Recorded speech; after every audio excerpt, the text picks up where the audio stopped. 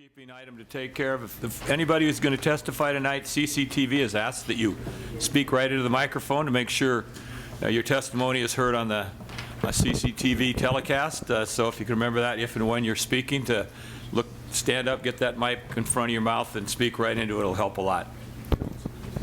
Oh, and I'm reminded by City Manager, you counselors too. That's right. And with that, would you please call the roll?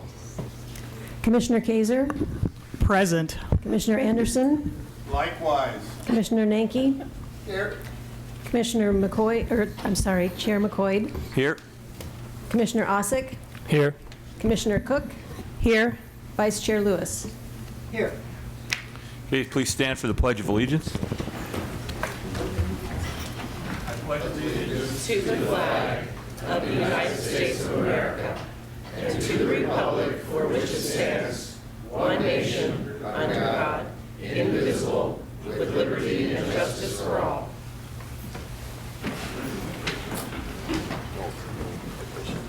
You need to switch the order on the agenda so there is a new list and you revise differently. We have a public.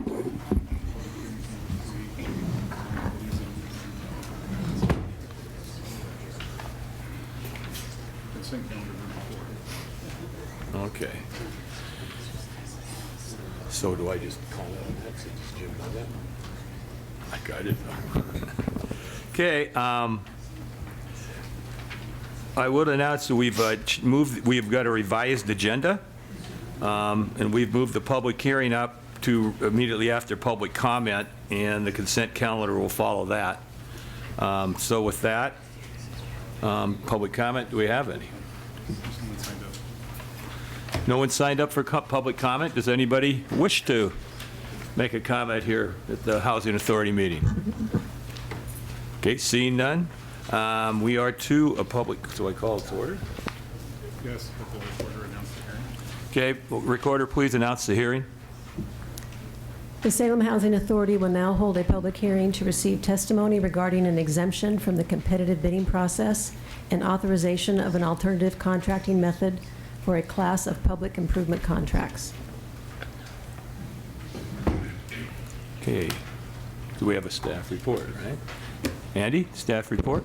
Is that what we're doing? Yes. It's yours, Andy, staff report. Very good. Thank you, Mr. Chair. Tonight in front of you is a construction manager, general contractor, CMGC, and subject to the 279C exemption through the procurement laws. We are proposing that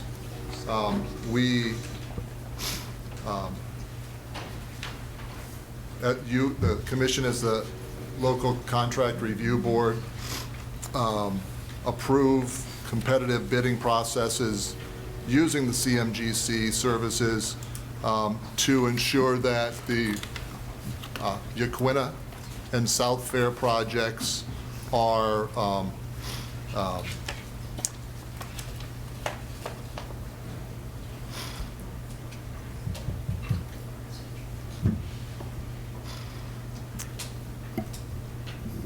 constructed, rehabbed over the next year.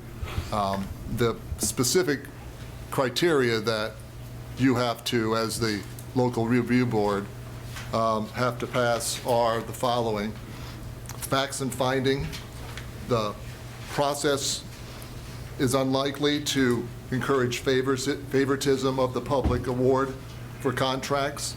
Specifically for these two projects, specialized, unique skills are demanded for the rehab part of this. Secondarily, the nature of the work for this class exemption is very specialized to the layering of financing tax credits, HUD rules, and RFP processes associated with HUD.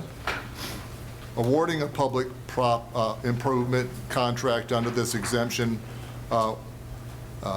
will likely result in substantial cost savings and other substantial benefits to the Salem Housing Authority or the public, specifically getting the contractors in the projects early at the ground level where they can help define the scope is a cost savings. Getting them in early on is specialized resources to bring to work.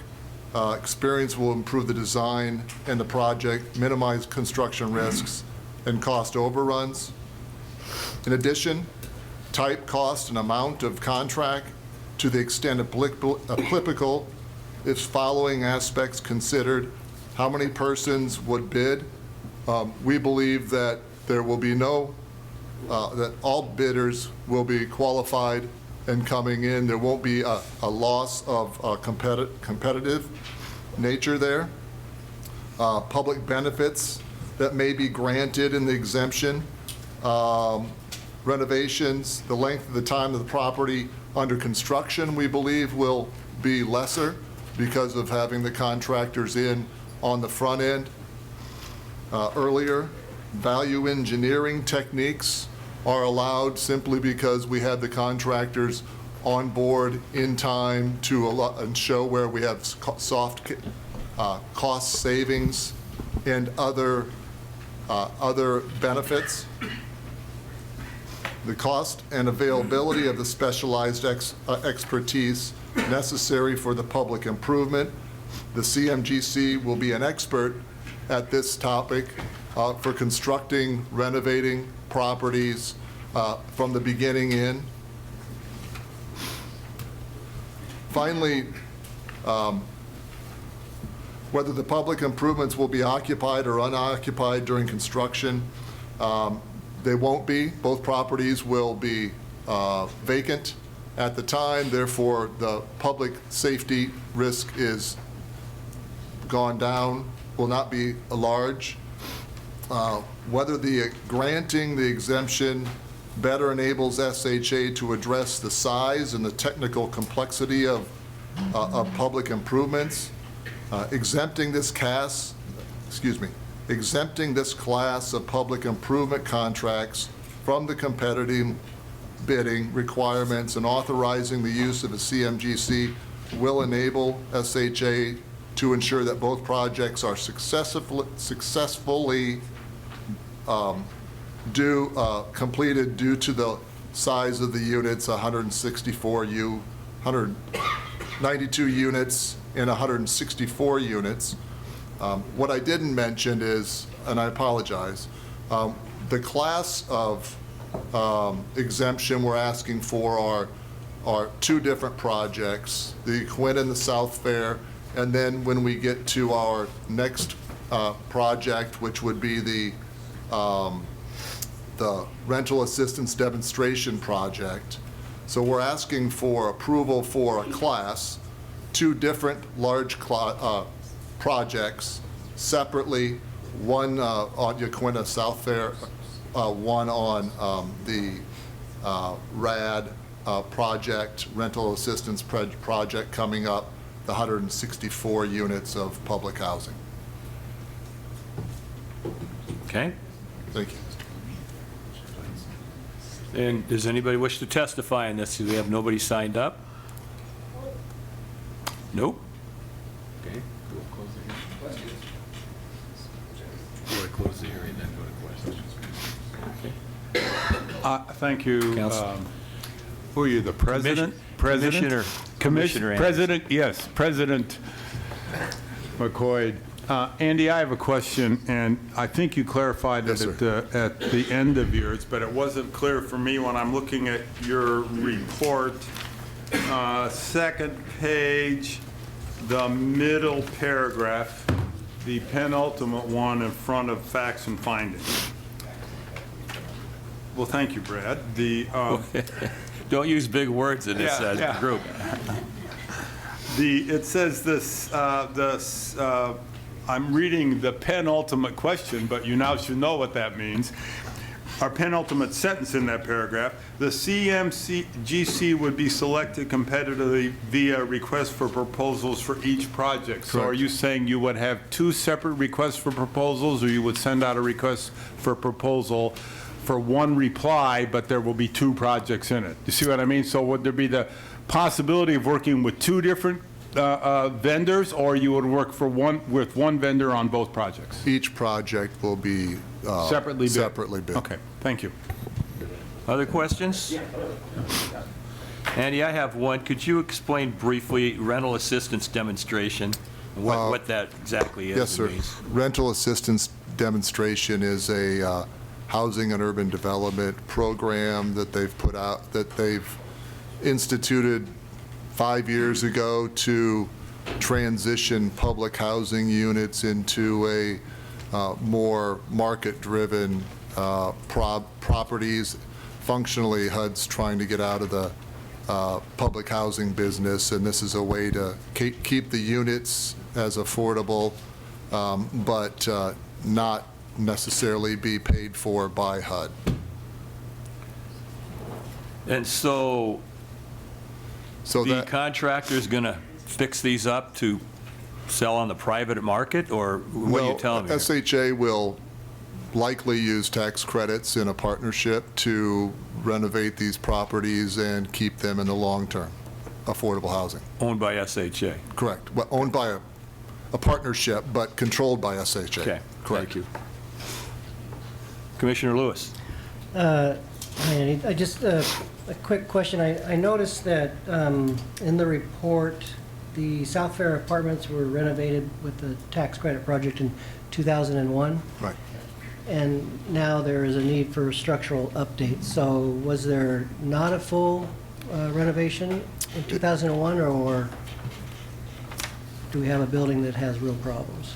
The building is a 1972 building, and going back on our records, the last time we saw that there was renovation was at that 2001 time when the property was bought by SHA. So it's a recapitalization. We've done quite a bit of due diligence. The building is not in terrible shape, but it's certainly outdated and certainly could and certainly will need renovation. The property's viable. Okay. Thanks. Any other questions? Nope. Okay. Hearing no other questions, we'll close this public hearing. Commissioner Lewis, do you have a motion for us? Yes, I move staff recommendation on agenda item 3A. Been moved by Commissioner Lewis, seconded by Commissioner Nanke to move the staff recommendation, which is the commission acting as the local contract review board, adopt resolution number 2202 in support of an exemption from the competitive bidding process and the use of a CM/GC services for a class of public improvement contracts for the renovation of affordable housing properties. Please call the roll. Do we do that? Can we just do an aye vote? Okay. All those in favor of the motion signify by saying aye. Aye. Opposed? Nay? None? Okay, motion passes. Commissioner Lewis, do you have a motion for me on the consent calendar? Yes, I move passage of the consent calendar, which includes the minutes from January 9th and also the current management report. Second. Moved by Commissioner Lewis, seconded by Commissioner Kaiser to approve the consent calendar. All those in favor say aye. Aye. Opposed, nay. Motion passes. There being no more business, what do you have? Commissioner Lewis? Yeah, I struggle knowing when to have Andy do the comments on his monthly report. I don't know if he really cares to or not, but I do have one question, and it was in here about the business profile in the White House issues regulatory freeze memo. To this point, is there anything that has been done by the federal government that gets in your way of doing your job? That's a great question. I think the primary barrier at this point is the inability to have conversations with HUD staffers in the way that we rely on them. They're the government connection to us, and there's a pretty tight wrap, if you will, around HUD staffers talking, sharing information, and so forth. Maybe I'll ask a backup or a second question, because we're talking about a great deal of work that we're going to be doing in the next year or so. You know, adding 8% to our housing stock with the 50 units at Yaquina. Are you concerned that you're not going to be able to get that work done? That work is more local with Oregon Housing and Community Development Services, in that they control the tax credit funding, and they control the gap funding that you have to glue in there in order to find, you know, a little bit of money here and there from the state. So the role HUD does have in Yaquina and South Fair, they do have a little bit of subsidies in South Fair. There's 8 deep subsidy Section 8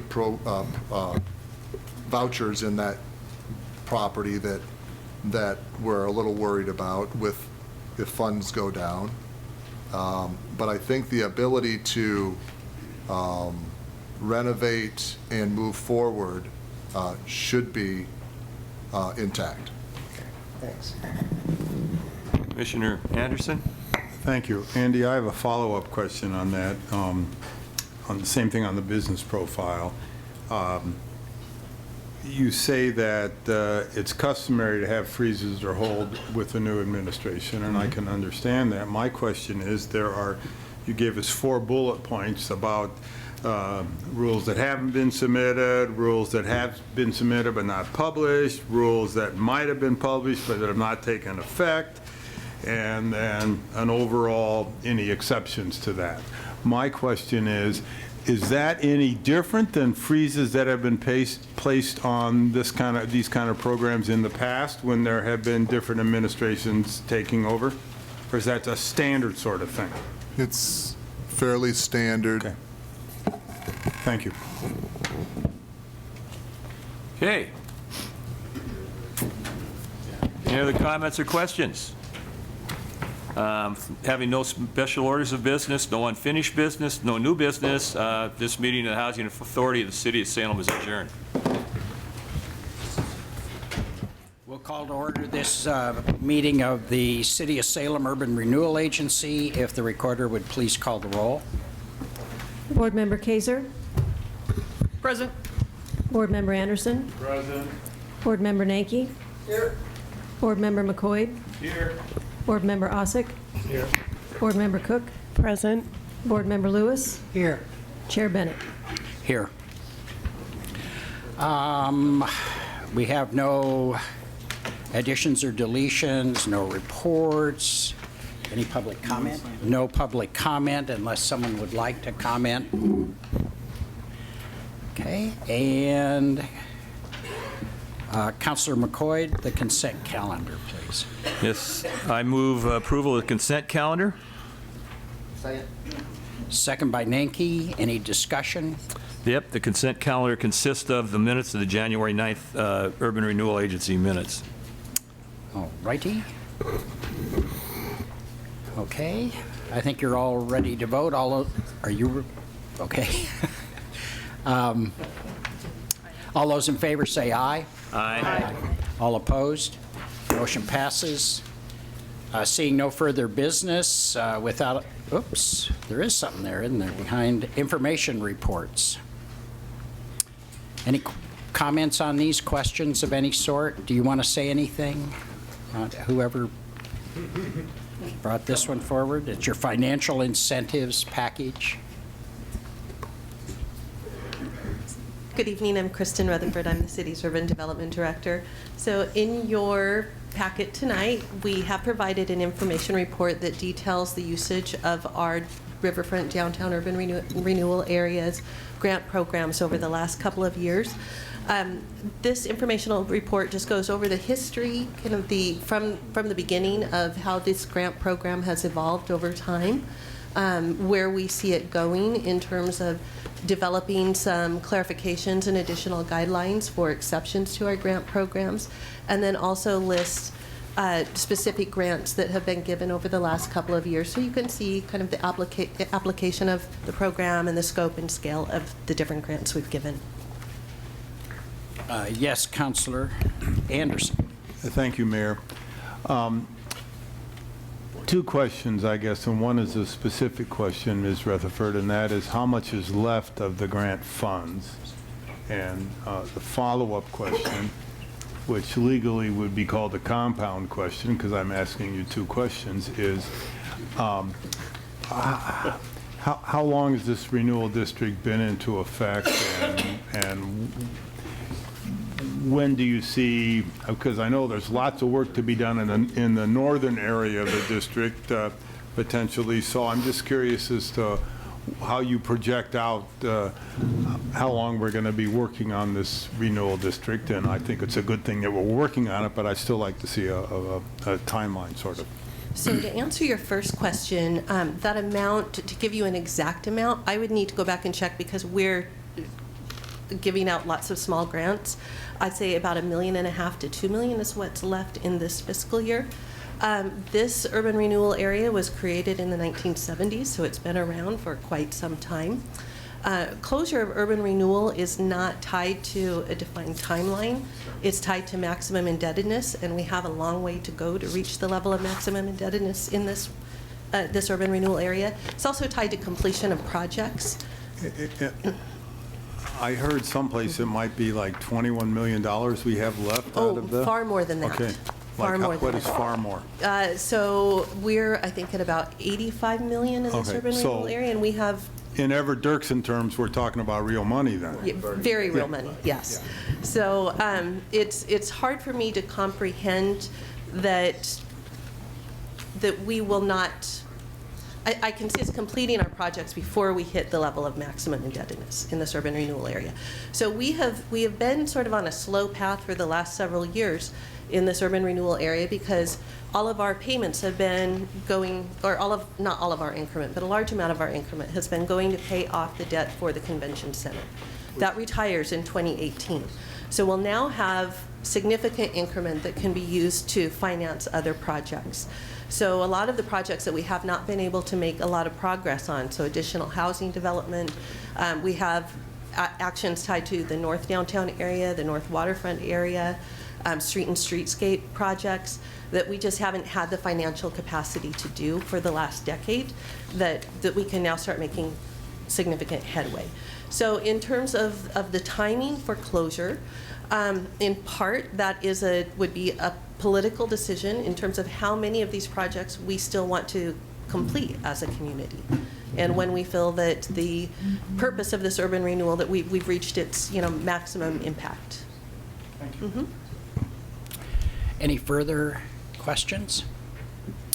All right, thank you very much. And we'll just take a look. No special orders of business, no public hearings. Without objection, we're adjourned.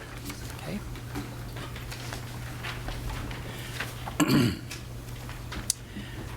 Call this meeting of the Salem City Council for February 13th to order. Welcome, everyone. We look forward to hearing from all of you tonight, we hope. So, could you please call the roll? Councillor Kaiser? Present. Councillor Anderson? Present. Councillor Nanki? Here. Councillor McCoy? Here. Councillor Osick? Here. Councillor Cook? Here. Councillor Lewis? Here. Mayor Bennett? Here. And do we have any additions or deletions, Mr. President? No. Okay. This is time for the council and city manager to make any comments they'd like to make. Anyone have any comments? Councilor McCoy. Down in Ward 4, when we get heavy rain events like we've had for the last, seems like most of the last week, with a little hiatus in the month, well, most of the last month, but the last week especially, a couple inches on the weekend and a day or two, and then about 2.5 inches again. My folks in the Battle Creek area of the ward get a little worried as the Battle Creek raises and starts getting up towards flood level.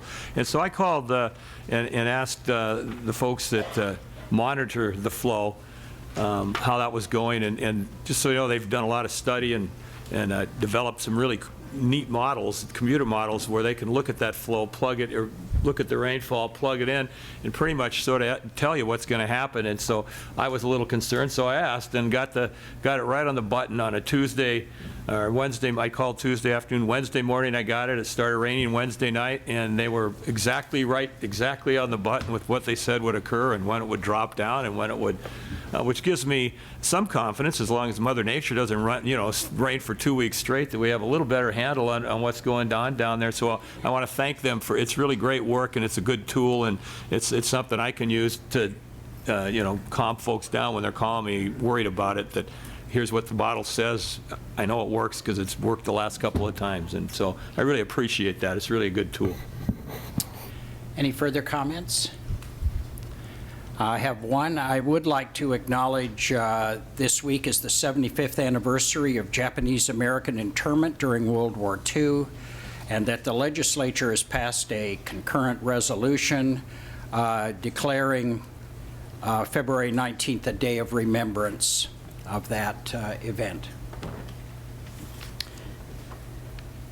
And for those of you who are looking for something to do on Wednesday at noon, I'm going to be doing my first State of the City, so if you want to know how the city's doing, you can come on down to the conference center, and I'll be glad to share my observations of it.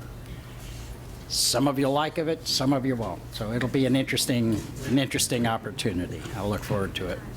Anyone else? Okay. We'll move on then to proclamations. We are going to ask anyone who's here, and that is mainly our presidents of our neighborhood associations, to join me up here. We're celebrating the 45th anniversary of the Salem Neighborhood Association program.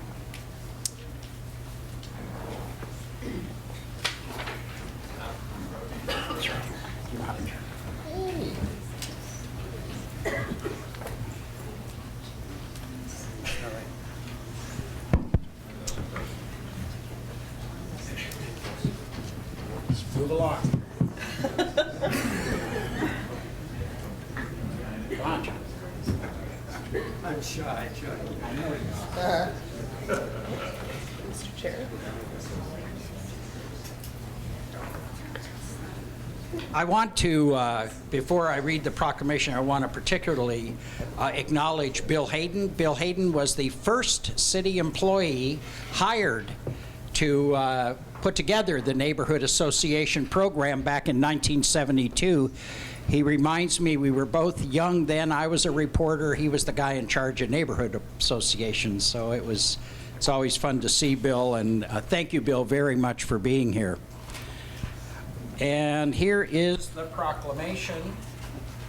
Whereas the people of Salem, Oregon recognize the unique and significant differences in the various parts of our city, and whereas the members of the Salem City Council recognize the importance of good communication with all its citizens, and whereas the members of the Salem City Council recognize and understand that neighbors working together can be an effective and healthy influence on the quality of life in our community, and whereas the Salem Neighborhood Association program was adopted by the Salem City Council in 1972 as the first neighborhood association program in Oregon and among the first in the nation.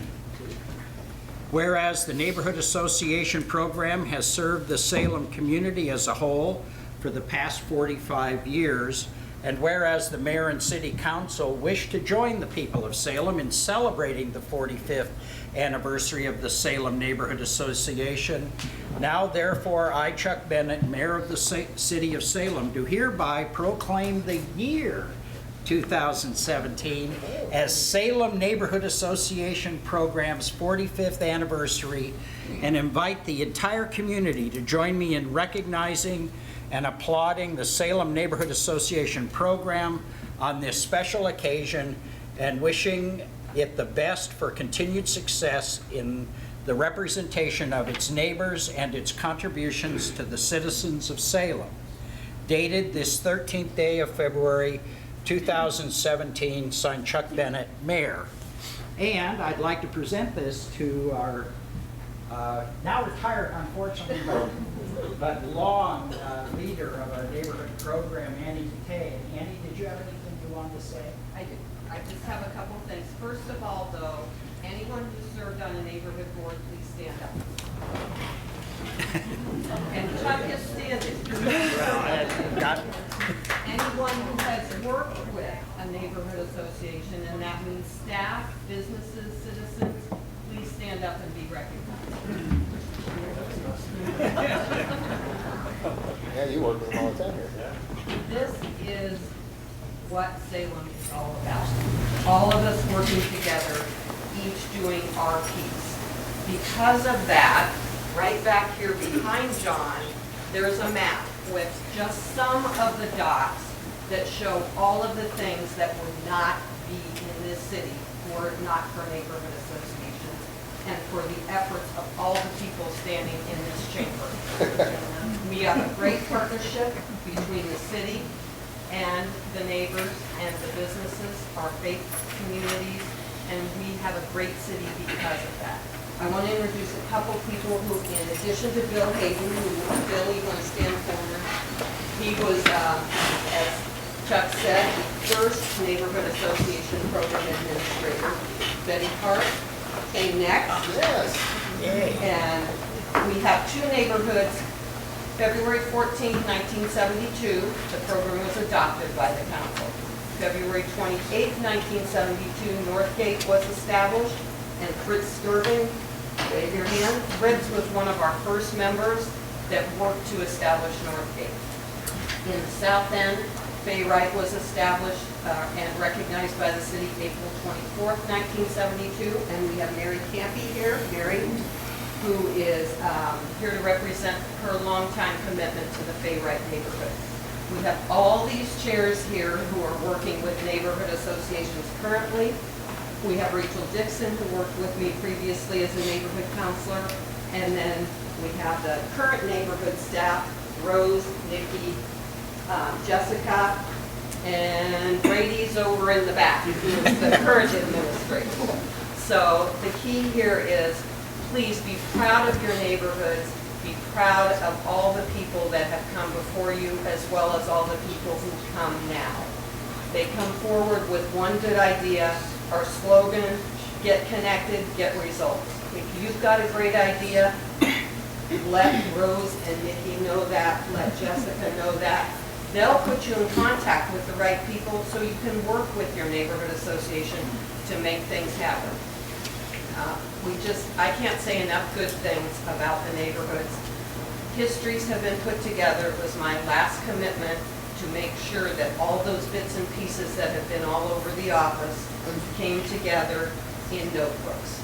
Brady has the 3 notebooks that have the complete notebook, including a 2-page history. That's a brief summary, but there are copies up here. There are copies electronically with the agenda as well, so that never gets lost in the changing folks that come along and work with neighborhoods. Each neighborhood association has a copy that includes all the newsletters, all the articles, well, I shouldn't say all the articles I had from the newspaper, and all of the sections that the Statesman Journal used to do, a neighborhood section that featured each neighborhood every year. And they did that for about 10 years. So each neighborhood has the opportunity to pick that up and have a copy for themselves. The city will also have a neighborhood copy that will be kept in the office so that there will always be history of our neighborhood associations. So on behalf of all of the staff and the city, thank you for all you do. And on behalf of the mayor and the council, which I always used to say neighborhood associations, thank you so much to all the citizens who have come out, raked at a park, created things in parks. We have splash fountains, we have gazebos, we have one neighborhood association, a neighbor painted one of our schools. So we have sidewalks where we had Shemeka to come out and they worked with the neighborhood, they worked with Public Works, and they put in sidewalks to connect two areas where there was going to be one area where students walking to school could end up in a ditch instead of having a safe way to walk to their school. So thank you, we appreciate you, and it's been a pleasure working for the city. Thank you, Chuck.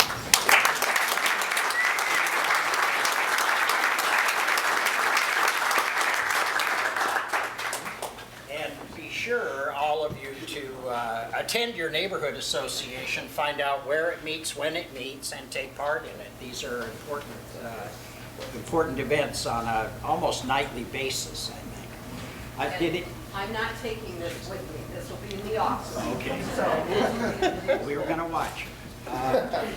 Okay, well, do any of you have anything that you're wanting to say? Shannon?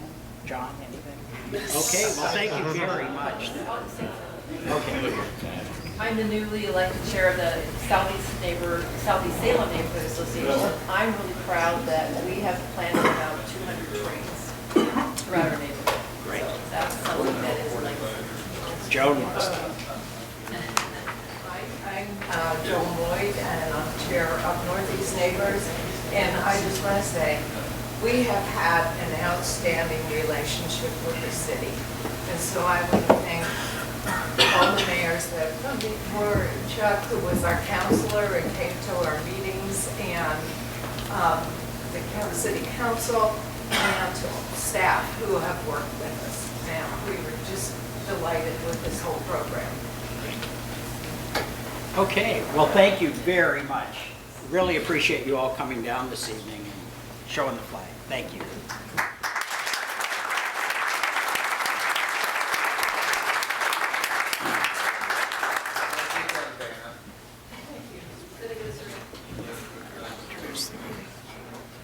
Uh-oh. Okay, we'll move on to the next item, which is a presentation.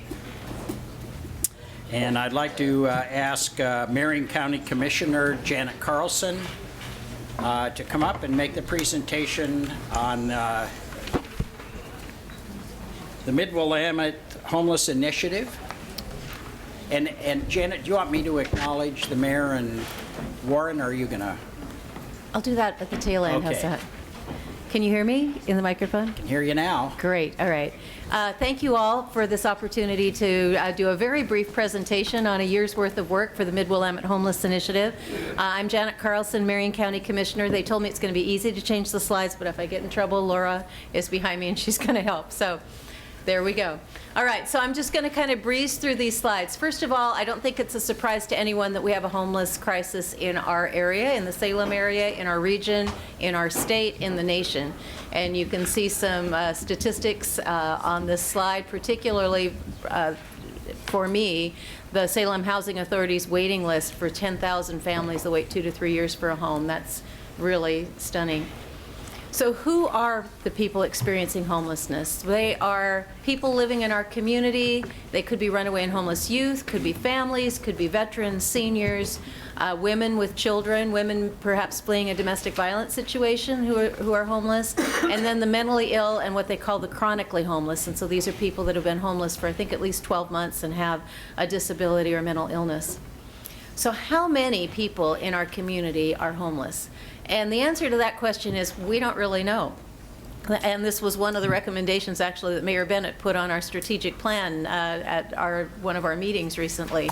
We have multiple databases, and yet there's no coordination in terms of tracking. We have a wonderful point-in-time count, but it just says on a given night, this is how many people we can count in the shelters on the streets.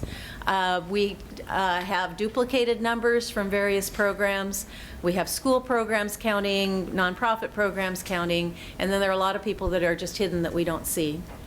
So here's a sampling, 1,660 from the 2015 point-in-time count on any given day, and of those, 116 are homeless veterans. But when you look at the year for just the Salem-Keizer School District, and in our region, we're talking about many, many school districts in Marion County and in Polk County together, there were 1,397 just in the Salem-Keizer School District in the 15-16 school year. We track in Marion County our prisoner reentry population. We have about 600 people that come out of prison back to our community each year, and about half of those are homeless. And then victims of domestic violence can range to 200 to 500 every year. We know we have a lack of housing capacity, particularly affordable housing capacity, and there you can see the length of waiting for vouchers and for public housing, both in the Salem area, which includes Keizer, and in rural Marion County, which is everything outside of Salem and Keizer. So we pulled together a call for action, and we called it the Mid-Willamette Homeless Initiative, and we gave ourselves a purpose statement, which was to identify and launch proven strategies to reduce homelessness across the region. We started our work in February 2016. 4 jurisdictions, Marion County, Polk County, City of Salem, and City of Keizer, passed identical charters in meetings just like this one here. Each jurisdiction appointed 5 people, so we had a task force of 20. For the City of Salem, Mayor Anna Peterson was initially appointed as a co-chair of the group. Councilor Warren Bednarz represented the council, and then Ron Hayes from the Department of Mission Advancement, Circuit Court Judge David Leith, who served in his personal capacity. He made sure every time he introduced himself, he said that, and we put that on the stationery. And Chief Jerry Moore, Salem Police Chief, were the representatives from Salem. And then with the change in the leadership of Salem, Mayor Bennett assumed the role of co-chair, and Councilor Anderson officially came on the task force, although I think he was informally on the task force for many, many months, because I would see him at our meetings all of the time. So you can see that the leaders that we chose, Salem and then also from the other jurisdictions, represented a whole lot of different perspectives and expertise. But after about the 3rd meeting, there was a recommendation that we form subcommittees. So 8 different subcommittees were formed, and these involved not only task force members, but anyone who wanted to participate. We also did community forums, thanks to Community Action. There were 123 surveys that were done, including with focus groups, and of those surveys, 57 people, and I think there were 55 individuals in 2 groups experiencing homelessness, were interviewed. And so those perspectives were written up in a report and provided to the task force. From the community groups, the 5 top issues that were identified, and these are people who work for organizations that work with the homeless, included number 1, lack of housing and shelter and lack of permanent supportive housing. Number 2, mental health issues. Number 3, employment issues. Number 4, basic needs like food, showers, laundry, transportation, clothing. And then the last one is addiction and mental health treatment services.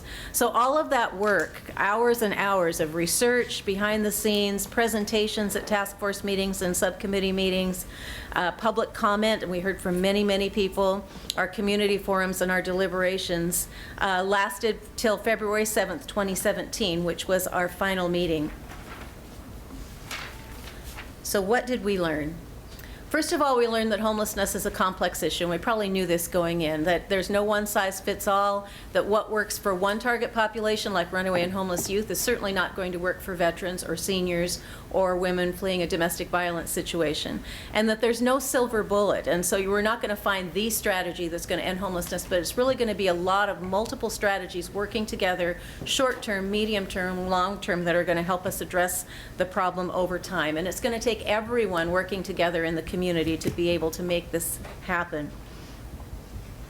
We've developed a strategic plan. There should be copies in your packet, I believe. Is that correct? And then we brought some paper copies, which went up on the They've been, okay, they've been distributed.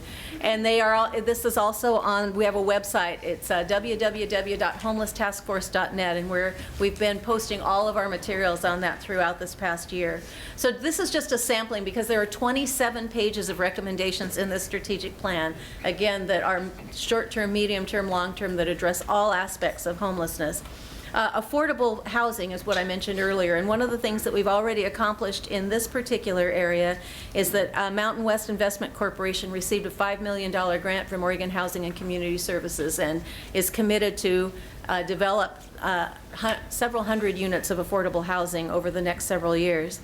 City-county regulations. This was an interesting area. What are we doing as jurisdictions that actually is getting in the way of housing being developed? And so we started, I know you've been doing some work in the city of Salem around accessory dwelling units. We are also doing work in Marion County now around accessory dwelling units in that area of about 40,000 people that live on the east side of town that think they're in Salem, but actually they're in rural Marion County, down by Shopko and up in the north end of town by Chemeketa Community College. We also have introduced some legislation that the Association of Oregon Counties just endorsed today to allow an accessory dwelling unit in rural residential and exclusive farm use areas. And so we'll see how that one goes. Transitional housing and shelter. Marion County has identified $1.2 million of funding that we need a HUD waiver to build for reentry housing, and we're looking at building a 12-unit reentry housing facility. And we know that Union Gospel Mission is gearing up to do a capital campaign for their for a new men's shelter. And then, of course, the city of Salem did a marvelous job opening the DeLon, whatever it was at the end, facility for warming centers. In public safety, one of the things that we talked about was harm reduction models, and one of the programs that is a model program comes out of Seattle is called LEAD, Law Enforcement Assisted Diversion. We had Paige Clarkson, who is the Deputy District Attorney, present to us. The District Attorney has already changed the way that they're dealing with people on the streets who have severe addiction issues, and we're working now on kind of phase 2 of that with a work group to develop a design and find grant money to get that started, so there will be navigators that actually approach people on the street and direct them into services. If we can get a sobering center in town, that will be a part of that design. And then special populations. In the plan, there are strategies for each of the special populations that I talked about earlier. So a plan is just the first part. We could sit around and plan, and everyone around that task force table in the first meeting said, we do not want to have a plan that sits on a shelf and collects dust. If we're doing this just a plan, we are done. And we said, no, there is going to be implementation. So the task force spent a lot of time talking about what we called pivoting to implementation as our next step for what needs to happen now that the strategic plan is done. What we have talked about and what we are working on is that we would hire a project manager. We would create both an executive leadership team, which would consist of people who represent the key partner organizations, whether those be government jurisdictions or nonprofits. We will also be convening people at the program manager level, and then the line staff, which are already convened through the Emergency Housing Network. So we are believing that we could tag on to that. Marion County has set aside $40,000 for this project manager. Steve Powers and Chuck Bennett have told us that they can identify another $40,000 to jumpstart this position, and City of Kaiser is not committed yet, but looking for another $5. And then we are working with the Council of Governments. We're going to be working with their board because all governments, cities in the region and also the counties belong to the Council of Governments. So ultimately, this position would be folded into their regular staff. And then you can see that we would have a common structure where the first step is to create a memorandum of collaboration among all the different entities. We would be prioritizing strategies, looking at the low-hanging fruit, taking the ones that are more difficult and putting them into a project management plan and moving them forward. So here are the lovely pictures of the 3 co-chairs of the group, and I just wanted to also mention that the founding co-chair, and this was really her vision and her desire, and she was the one that asked me to help her, was Anna Peterson. We presented a certificate of gratitude to each one of the task force members at our final meeting on February 7th, and Anna was not able to come to that meeting, but she is here, and so wanted to make sure that she was honored as well. So I had to be really tricky to hide this from her under my pile of paper so she couldn't see what I had up my sleeve. So this says, certificate of gratitude is hereby granted to Anna Peterson for her invaluable service and contribution as a member of the Mid-Willamette Homeless Initiative Task Force, recipient of the Regional Cooperation Award for 2017 from the Mid-Willamette Valley Council of Governments. So, Anna, Thank you. Thank you very much.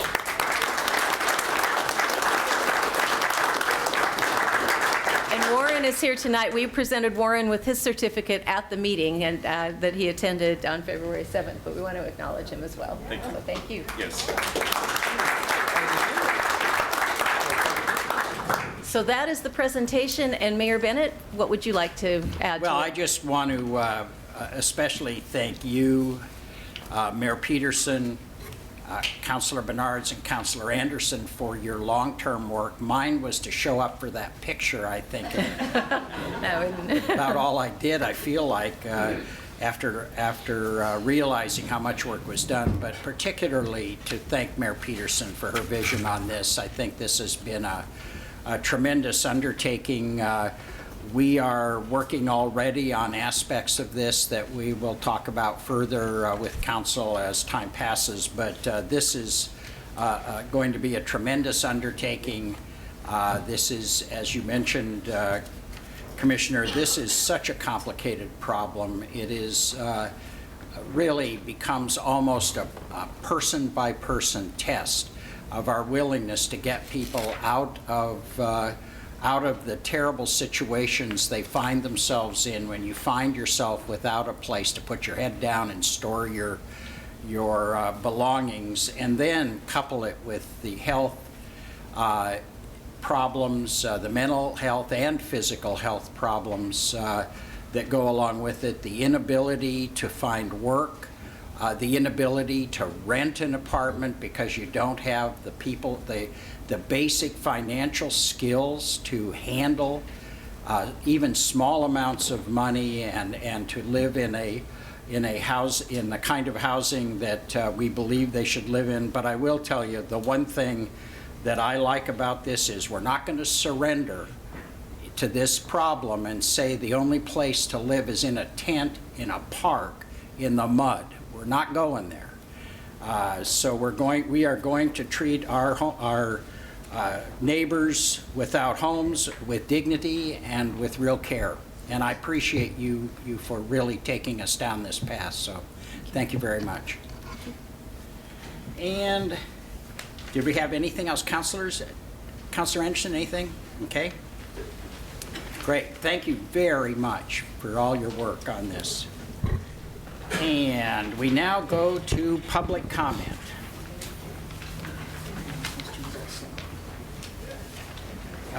Councilors, with your permission, I'm going to pull up the public comment from the end of the meeting as well. We have one person signed up to speak on an issue not on the agenda, and I think we ought to give him a chance to go home tonight. So I'll call on you, Mr. Wasson, here in a minute. Mr. James. Jeff James.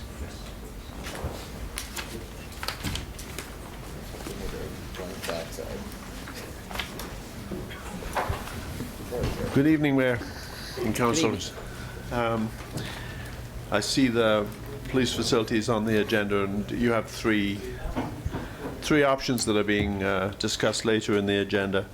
Our group has listened to, we see a lot of comments on social media saying, I'm not going to vote for this thing if it's over $50 million, you know, it's that type of thing. Well, if you take the 115, that is the current lower figure that's being discussed, and you multiply by the Beaverton overall cost per square foot of about $400, actually $389, plus they own the land, so no land. That comes to about 45 million. And then we hear from a lot of folks that they think the seismic fixing of this building, fixing of the library for life safety reasons is important. And so we've folded that in to a option 4, which is up there on the screen. If you do everything, it's 66, and that even includes an allowance of $500,000 for moving the police when they move to their new building. It includes, see, we've got the retired state librarian on our team, and he says it's important to include money for the library to move out while the dust and disruptions going on. So we've got an allowance for that too. So 66.3. So let me see how to work this. This is hard to read, so I won't dwell on it, but this is the consultant's DLR's cost estimate. And we've added a column on the right to show the Beaverton unit costs, and I'll try and explain that.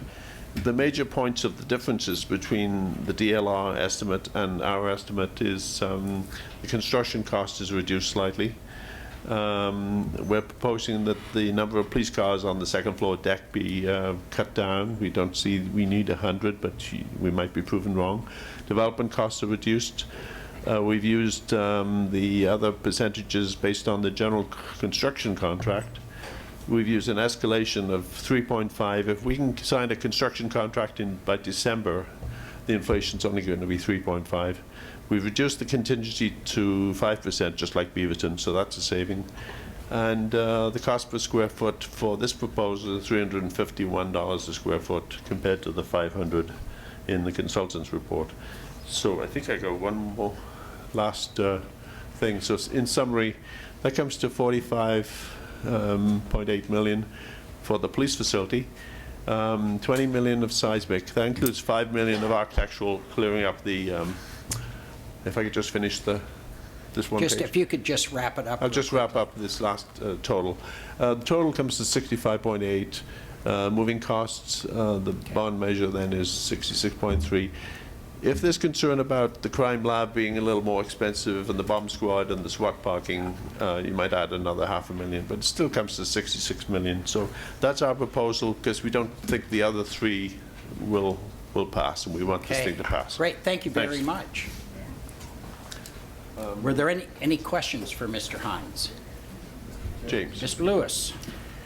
Thanks, Jeff, for coming. I've always been curious, and you use the word "we" and "our" numerous times. I'm So, sorry. can you give me a list of the people that is in the "we" or "our" Yeah, that have any type of experience with the police facility?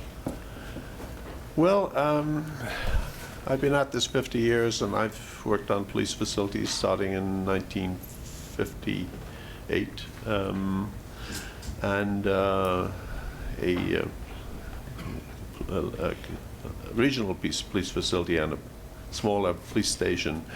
Other people in our group, one has, as you know, helped us with our Courthouse Square solution, trying to find a 20 million solution when 65 million was estimated. The other people are from varying backgrounds, retired state librarian, and neighborhood chair from East Lancaster, and let's see, Brian Hines, he's going to be the next speaker, and Cal Smith, who ran for mayor last time. So people like that are in this group called Salem Community Vision, and we just offer humbly our recommendations. Some of us have been in the construction industry for a long time, and others are like the rest of us, just lay people that are interested in the success, interested in us finally getting a police facility after, 10 years of trying. And if we can pass this thing in May, then I think we could sign a construction contract hopefully by the end of the year and get going. So that's our mission. Great, thank you very much. Any other questions? All right. I'm going to leave that slide up because the next speaker, Councilor McCoy? Councillor.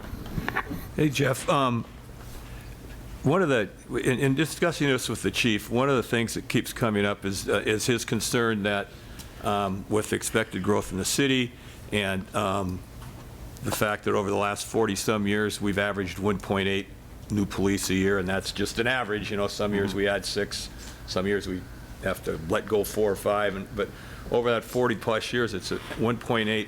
Did you build that into this scenario, and for how many years, if you did? I met with the chief at least with the group, and he was talking about 30, 40 years. This new figure, 115, is higher than our, some of us served on the task force, and we recommended 75, which is the Eugene size, up to 108. It was 106,000 square feet. So 115 is bigger than that. It's down from the 148 when it suddenly doubled one night. When we toured Eugene, we saw the empty spaces there where they could grow for 20 years, and so they've got some growth even in Eugene at 75. At 115, there's a couple more decades of growth. So it's not the half a century, maybe, but it's what Salem can afford. And I've been spending my weekends supporting a future, hopefully, councillor for Ward 6, and meeting a lot of people out there. A lot of people out there say, I'm on a fixed income, and what's this talk about a police facility costing $70, $80 million? We can't afford it. And this $50 million comes up a lot. And so we got to respect that and pass this thing. We can't make the price tag too high. And I think that's why Beaverton is a good starting point, and then allow for the fact that Beaverton doesn't have a crime lab or the SWAT team or the bomb squad, and that's a little bit more money, but not a whole lot. Okay. So I think we should all work together, and I'm willing to work, and our volunteers are willing to work with CB2 and whoever over the next couple of weeks to, put our minds together and work out something. Yeah. We've got some ideas. They're the experts, and we'll maybe come up with something that you guys can accept. Another one. Okay, go ahead. One more. What is, in your experience with escalation and contingency funds, what would you build in? What do you normally build in for, projects? We build in. There have been years when construction inflation has been 1% a month. Currently, it's about 0.5% a month. Well, not quite 0.5%. It's and DLR agrees with us. Use figure about 7% a year. And my point is, if we get going with this and pass this bond measure in May, you could. We heard on the Housing Authority tonight about a CMGC contract. That's the way to go. Have a project manager on board, sign a contract or a negotiated contract with a design-build team like Courthouse Square, Fix, and get going by the end of the year with a fixed price to build this thing for similar to Beaverton. Just set a budget and a time schedule and build this thing, and you don't have to sit around waiting for this thing to be built in 3 years. You can build it in a year. Thank you. Thank you very much. Brian Hines.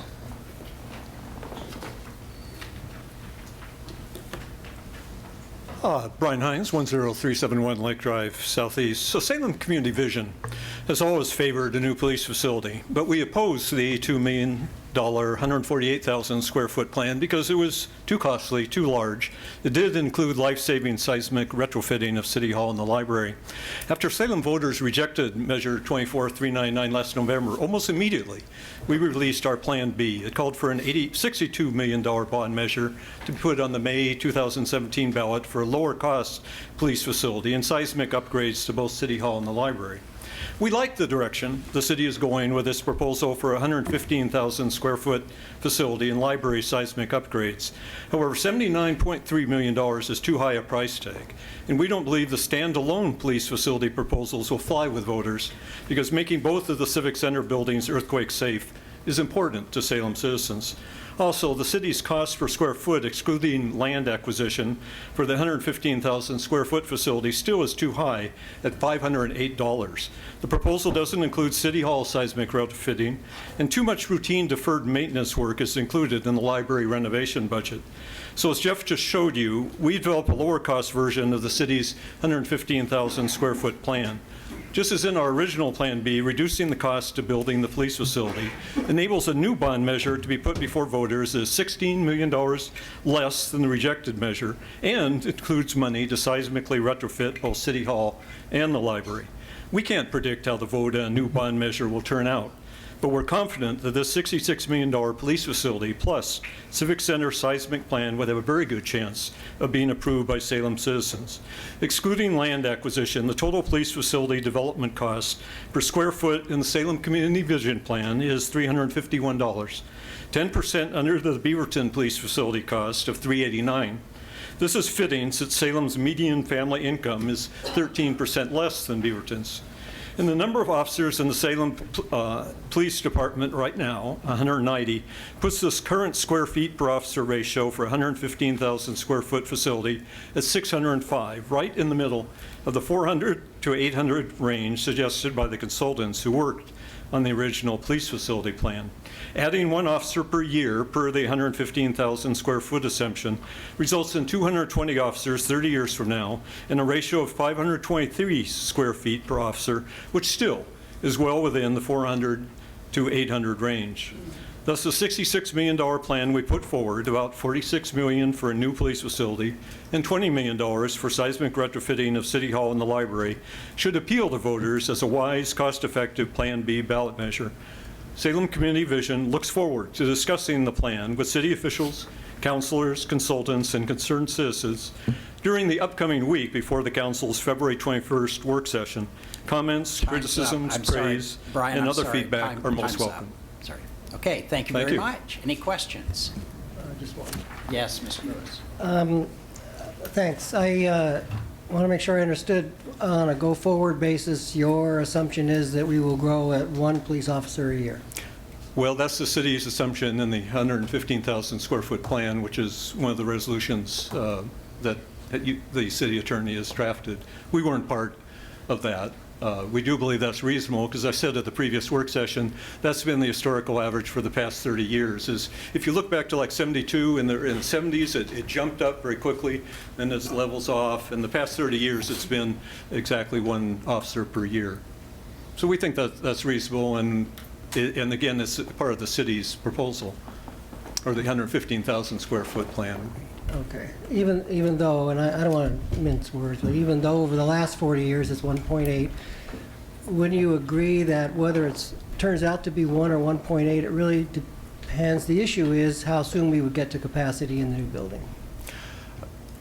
Well, there's a couple of interesting things. One, I mean, Jeff is correct that let's look at Eugene, 75,000 square feet in the police facility, but with other buildings, the DLR consultants found that there was 116,000 square feet available in Eugene. And they say that that's good for the next 30 years. Eugene has almost exactly the same population as Salem and has almost exactly the same number of officers. So that shows that this plan is credible.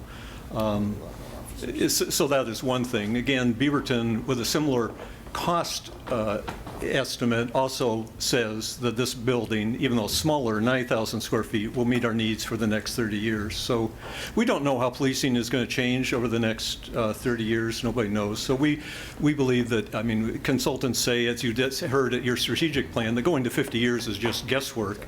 30 is a lot of guessing, and the police chief has said that you'll likely have the precincts are a good possibility in 30 years.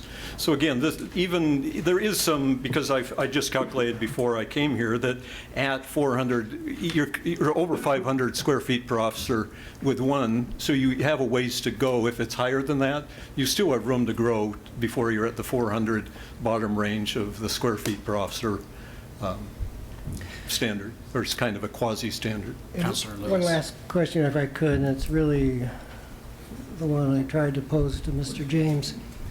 Here's my problem with the whole thing. I've never built a police facility, and I've been in one a couple of times, but I don't desire to go in them. But we've worked for 10 years on this, and there's been a large group of what I would call specific professionals looking at it. They seem to differ from Salem Community's Plan B quite a bit. My question is, how can all of these folks be wrong and you be right?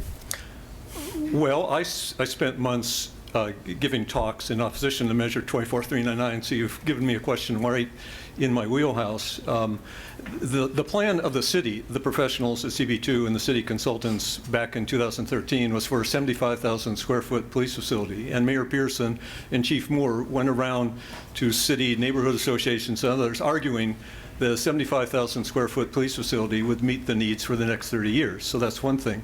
Then the task force that Jeff was a part of met, and it came with the conclusion that 75,000 to 106,000 would meet the needs. And they heard from DLR Group and from McKinsey consultants. They weren't just citizens. They heard from consultants that said that 106,000 would be fine. Then we heard 148,000 was fine. Now we're saying that 115,000 is fine. So let me just take one, briefly say that if I had this opportunity, I went to the Toyota website and I found that you can buy an SUV at Toyota that ranges from a $20,000 RAV4 to an $80,000 Range Rover, and it's almost exactly analogous to the police facility.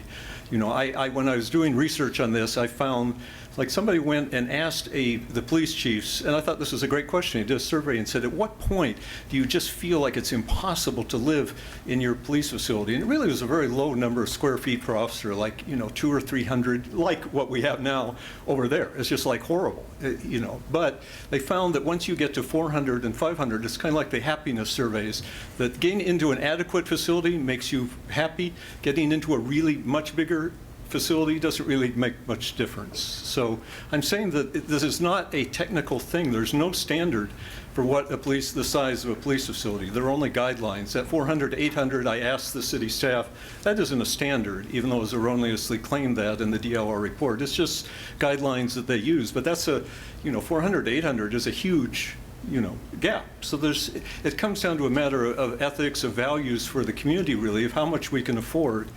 We called it a police palace. Maybe that was hyperbole for the anti-measure campaign, but we don't want an extravagant police facility. We don't want anything that's like what we have now. And we believe that this is almost exactly. Brian, I need to have you wrap up. I've got Sure. people waiting. I'm sorry.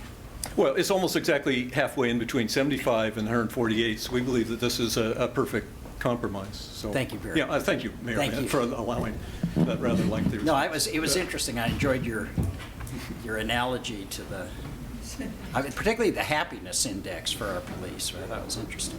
Susan Hickox.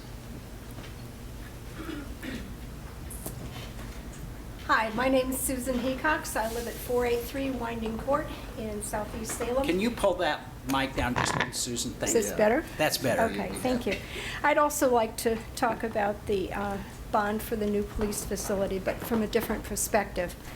I watched the work session last Monday night on CCTV, mainly because I'm afraid to come down here for fear it'll collapse sometime.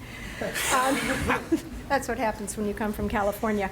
But one of the things that kind of struck me as odd was that once the issue of retrofitting the library was raised, there was little or no discussion back to retrofitting the Civic Center, City Hall.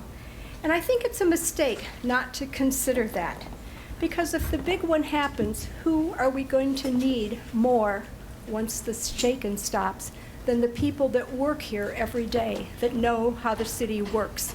They'll know how to fix it. I'm not saying don't do the library. I'm saying try to find funding for both.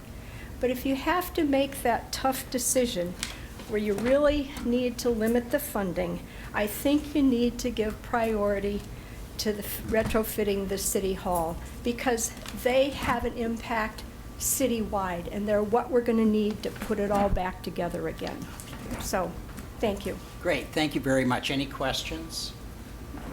All right, thank you. Fred Todd. Hello, my name is Fred Todd. I live at 4769 Music Street, Southeast here in Salem. And after listening to some of the testimony and reading some of the articles and so forth, I too would like to see City Hall retrofitted seismic standards instead of just the library. And I think we do need a new police station too. But I think it's a good value to retrofit what you have because as Susan was speaking, these are the folks that we will depend on when the earthquake hits to put Humpty Dumpty back together again, so to speak. So I support retrofitting the City Hall and building another police station, and if we can, the library too. Thank you. Thank you very much. Any No questions? questions? Okay. Okay, thanks a lot. Kevin Sund.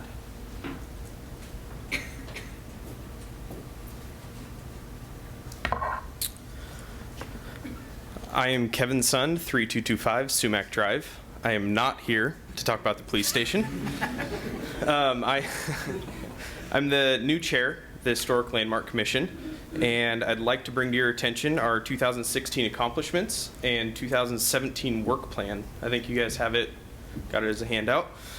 So our 2016 accomplishments range from continuing the Toolbox Grant Program and another year of This Place Matters photo contest that was very successful, and the designation of Cessna as Salem's second heritage neighborhood. Moving forward, we look to build on the foundation that was set before us, and our work plan focuses on improvement of existing codes and process, and then also public outreach, economic and recognition incentives, and then designation of historical resources, and last but not least, promoting the heritage, tourism, and local history. Any questions? Well, thank you very much. Thank you for your service on that commission. That is an important commission. Thanks. Are there any questions? Kara? I could just make I knew you'd ask one. one comment as a former HLC commissioner myself, but just want to thank you for your service to the commission, and I enjoyed working with you and others in the past. And the Historic Landmarks Commission, I just encourage people to come out and see what they're doing, because there's some really neat stuff that I don't think a lot of people know that the city engages with. And especially last year we had the Oregon Heritage Conference here in Salem, which brought people from all over the state to Salem to look at our historic resources and engage. So I'm really happy that we have the commission that they advise the council. Thank you. Thank you. Any other questions, comments? All right, Mr. Sund, thank you very much. Greg Wasson.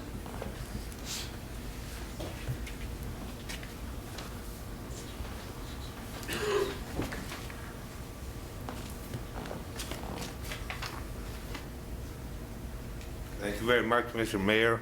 My name is Greg Watson. I live at 777 Cottage here in Salem. I wanted to announce that this weekend I put online a page to recall or to refer the decision to build the bridge. And the word on the street is that there are members of this new council who oppose that decision, and I would just invite all of you to help me publicize the existence of nothirdbridge.org. And I also wanted to talk about the other suit that I have filed to deal with my initiative to create a bee-safe environment in Salem.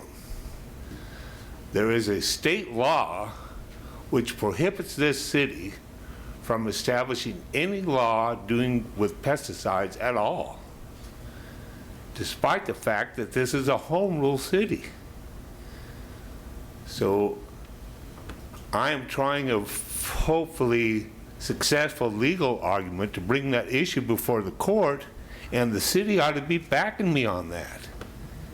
I'm trying to make it so that this government that governs closest to me makes exclusive decisions that cannot be disturbed at the state level. It's just not fair for me to spend time working to try to convince this body, and then someone with the money to operate in the legislature to overturn those decisions. The Oregon Constitution says that Salem is a home rule city. Salem takes its existence from the Constitution, not the legislature. And the Constitution gives us exclusive control over exclusively local decisions. Thank you very much, and thank you for taking me out of line. You bet. Thank you, Mr. Wasson. Are there any questions? Yes, Sam. Mr. Wassinger, I believe what you're speaking about is oftentimes referred to as presumption, and making sure that local jurisdiction has the ability to establish the floor as it will, and we can all still reach for greater understanding at a larger level, but that we can't be exempted on that. What the Oregon Constitution would allow the city of Salem to establish its own definition of what makes a contract. It would allow the city of Eugene to adopt its own definition of what makes a contract. But the federal Constitution does not allow the creation of a state within a state. So if the state constitution gives cities power to make those kind of decisions, that just deprives Oregon's existence as a state. So preemption, the federal constitution is a grant of power. The state constitution is a limitation on power. In Oregon, the government can do anything it wants unless the Constitution tells it that it can't. Preemption has no place in home rule decisions, although the courts say it does. But you can believe me because I know what I'm talking about, and they're wrong. Thank you, Mr. Wasson. We've been hearing that lately. Okay. Were there any other questions for Mr. Wasson? Okay. Thank you very much. Councilor McCoy, the consent calendar, please. Yes, Mr. Mayor. I move approval of the consent calendar with the following pull. 3.2A by Councilor Anderson. All right. Okay, this is a large and varied consent calendar here. It's going to take a few minutes to explain it all. First on there, we've got the minutes of the January 9th and 23rd council meetings and the January 30th and February 6th council work session minutes. Then under action items, we've got item 3.3A, which authorizes the use of an additional $180,000 of Mill Creek Corporate Center Development District infrastructure fees to complete the installation of a new traffic signal at the intersection of Cordon Road Southeast and Gaffin Road Southeast. Yay. And for those, and Councilor Nanke likes that, it's in his ward. For those watching and here in the audience, the infrastructure fees are sort of a form of SDC fees. In this case, though, we have an IGA with the state of Oregon on the development of Mill Creek Corporate Center, and the developers of the property there pay these infrastructure fees, so that $180,000 is not coming from our general fund dollars. 3.3B, intergovernmental agreement with Chemeketa Community College to establish the terms and conditions under which the parties shall share public resources to provide work experience training for college fire training students in exchange for training in facilities. And in this case, that includes providing space for our Engine 8 at the fire training facilities at Chemeketa Community College. 3.3C is an intergovernmental agreement with the U.S. Department of Agriculture. This is along with Animal and Plant Health Inspection Service, Wildlife Services for migratory bird management, and that we would enter into a cooperative agreement with that U.S. Department of Agricultural Department for migratory bird management services. We have 200 migratory bird species in the city, and at times as we go about doing our public works and different things, we can come upon places where they've got nests or they're nesting or they're being a nuisance, and this allows this agency to come help us alleviate that problem without getting us foul, no pun intended, of the federal rules and regulations. 3.3D is research services agreement with the University of Oregon for Salem Natural Hazard Mitigation Plan, and this is for a 5-year update of the city's natural hazard mitigation plan. We're required to put a matching fee of $5,000 in that. The University of Oregon then develops and works with us on this plan. 3.3E is collective bargaining agreement between the city and the 911 Professional Communications Employees Association. This is a 3-year collective bargaining agreement between the city and that association for a period from July 1st, 2016 through June 30th, 2019. And it calls for basically 3% increase each year of the contract. 3.3F is legislative priority bills. These are legislative positions, priorities recommended to the council by the council's legislative committee. 3.3G is the intergovernmental agreement for the performance of a Portland General Electric franchise fee review and analysis. And this is once every 15 years. We look at we analyze the franchise fee and as it regards Portland General Electric. And we're joining with 4 other cities. The city of Milwaukee will be the one that executes this right-of-way accountability coalition to complete a multi-agency fee franchise review and analysis of PGE. And the last time we did this, the city collected an extra $465,000. So it's well worth that for the amount we're paying, which is $20,000. 3.3H is a pedestrian enforcement grant renewal request, and this authorizes the city manager to accept and execute all grant documents associated with the Oregon Impact Pedestrian Enforcement grant for the fiscal year 2017 and 18 in the amount of $9,447. City has to put in matching funds of about $1,800, and it requires the police to go out and before September have 4 basically enforcement actions on pedestrian safety where they've got a decoy, they've got somebody watching, and they've got people to track down the folks that are breaking the rules and the regulations. And that, Mr. Mayor, is the consent calendar. That is the consent calendar. Any questions or God, I hope not. comments? Okay. We have a motion, second by Nagy. All those in favor say aye. Aye. Opposed? Motion passes. We will move on to our special orders of business. No? Yes. Yes? Okay, we'll do 5A first, Mr. Chairman.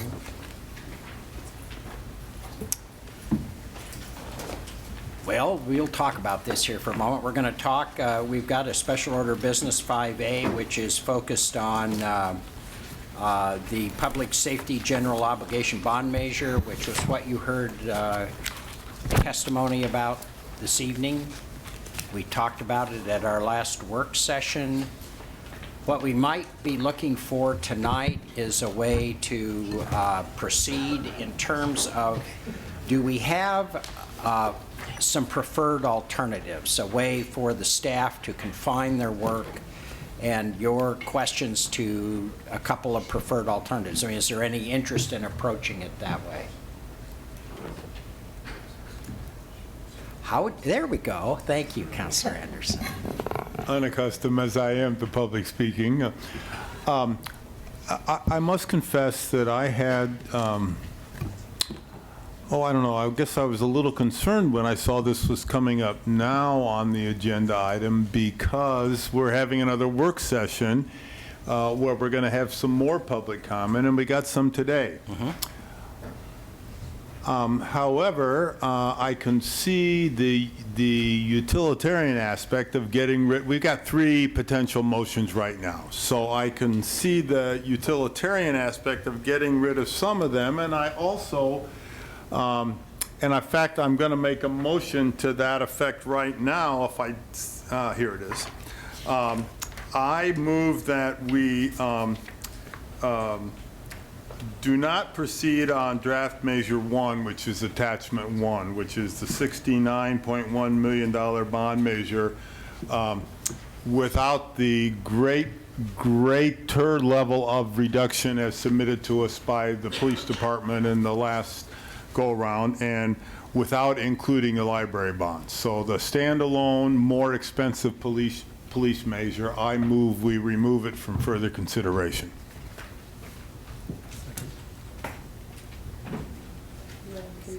Second. Second by Ossie. Phew, I was getting worried there. I know. If I might speak to that briefly. Certainly. You know, there could be a potential number of reasons why the last bond measure was defeated. One of them could be the sheer cost. One of them could be the fact that it did not include any seismic retrofitting of the City Hall complex and the library. And the measure that I am moving to eliminate from further consideration does not address any of the seismic retrofitting, either of the library or the City Hall complex, nor does it go as far as reducing the cost as the alternative measure. And because of that, I think it's too much in no person's land or limbo, and we might as well get rid of it and look at I guess you could sort of call the two extremes of the police station reduced standing alone, or the police station reduced with the retrofitting of the library. Councilor Lewis? You know, I appreciate the motion, but I too was a little quizzical about how this is being presented to us. I'm not willing at this time to discount any of the three plans. In fact, I'm not going to be surprised if on the 21st we have 4, 5, 6, 7 plans to look at. But I'm not prepared to eliminate anything. As far as I can tell, this is a continuation of the starting point that was created at the last work session. We see it now in writing. We asked for it. We got it. But I think the next step, as it's proposed here, is to have that work session and see if we can come to some type of conclusion at that time. But I'm not prepared to do that tonight, so I can't vote for the motion. You got other thoughts? Councilor Anderson, I can see you're squirming. Yeah. Then what's the point of bringing these three up here tonight? If we're just saying proceed on that, we already said that the last meeting. It seems to me at some point we're going to have to fish or cut bait, and I'd rather start cutting bait right now. There's plenty of other fish in the sea, and I don't disagree with Councilor Lewis that there may be some other alternatives out there that may be discussed at the February 21st. In fact, when this motion is done, I'm going to be proposing one. Other thoughts on this? Here you go. Now that I'm down from there, I'll raise my hand. Councilor McCoy? You do have other thoughts. Yes, I do. We have pre-council meetings in the morning with myself, the mayor, and city manager. And one of the things that sort of got expressed during that, as we talked about, this topic came up and we talked about it a little bit, was we got our leaders, the folks up there, sort of trying to figure out where everybody's at on this thing. And it's sort of hard to tell, and if it's hard for them to tell, it's hard for them to try to formulate a proposal that might be somewhere in the middle for all these folks to meet. So I think their hope was, as we had a discussion, would be, maybe we get around here to get some sense of feeling for where everybody's laying in general terms. I don't know how we quite do that, but I know I'm not quite willing yet to pull that one off the table. I'm probably less willing to consider one that includes the library in it. So I tell you, that's probably where I'm at right now. If you brought something up and that's what I had to vote for, I'd vote no on that, unless we get the cost way down and there's other things involved. But after talking with the chief and meeting with him prior to this meeting, just to discuss this, I'm still not. I'm not persuaded that we don't need somewhere in the 115 to 120,000 square foot area, which, with the facts we've been given, puts you somewhere in the $65 million range. So put that out there in this discussion. That's sort of where I'm at right now. I can be persuaded. I would like to see if somebody comes up with something better. I'll sure as heck consider it, because I don't consider myself an expert on building police facilities by any stretch of the imagination. But I do know in this position, I haven't been here that long, but in the 2+ years I've been here, I lean on the professional staff we've got and the consultants we hire, we hire through an RFP process, and vet them thoroughly to get somebody we're comfortable with as an expert in what's going on and the issues we're dealing with, and that's who we've leaned on. And you know, in my workings with them, I thought they were as thorough could be leading up to last fall's ballot measure, or referral. So I hear other folks coming in here and saying we can cut the thing in half, and I just find it hard to believe when I had an expert come in that's built 45 jails around the country and several in Oregon, without the hubbub and ado we seem to be having here, to just say, no, I'm not going to listen to you, and I'll just come up with one that's half the price. That makes me really nervous, because this guy was an expert. These folks are experts. They know what they need to run a police department and a facility. And I'm not really one to say, okay, yeah, fine, well, we're going to do my own thing because it's politically expedient. I'm not going to do that. So there's where I'm at. Councilor Nanki. Thank you, Mr. Mayor. And I know some folks have been able to sit down with staff. I have not been able to yet, and so I still had some other questions. I'm hesitant to throw away a little bit larger facility, knowing that even in our discussions, we could retrofit City Hall and make it last another 40 years. So we're talking a 30 to 40-year facility that could really be a 60 to 80-year facility. And so what do we do with that when we max out? So not willing to throw it away yet. I look forward to meeting with staff here in the next week. How do you feel about the library, City Hall retrofit? I look at the money. Yeah.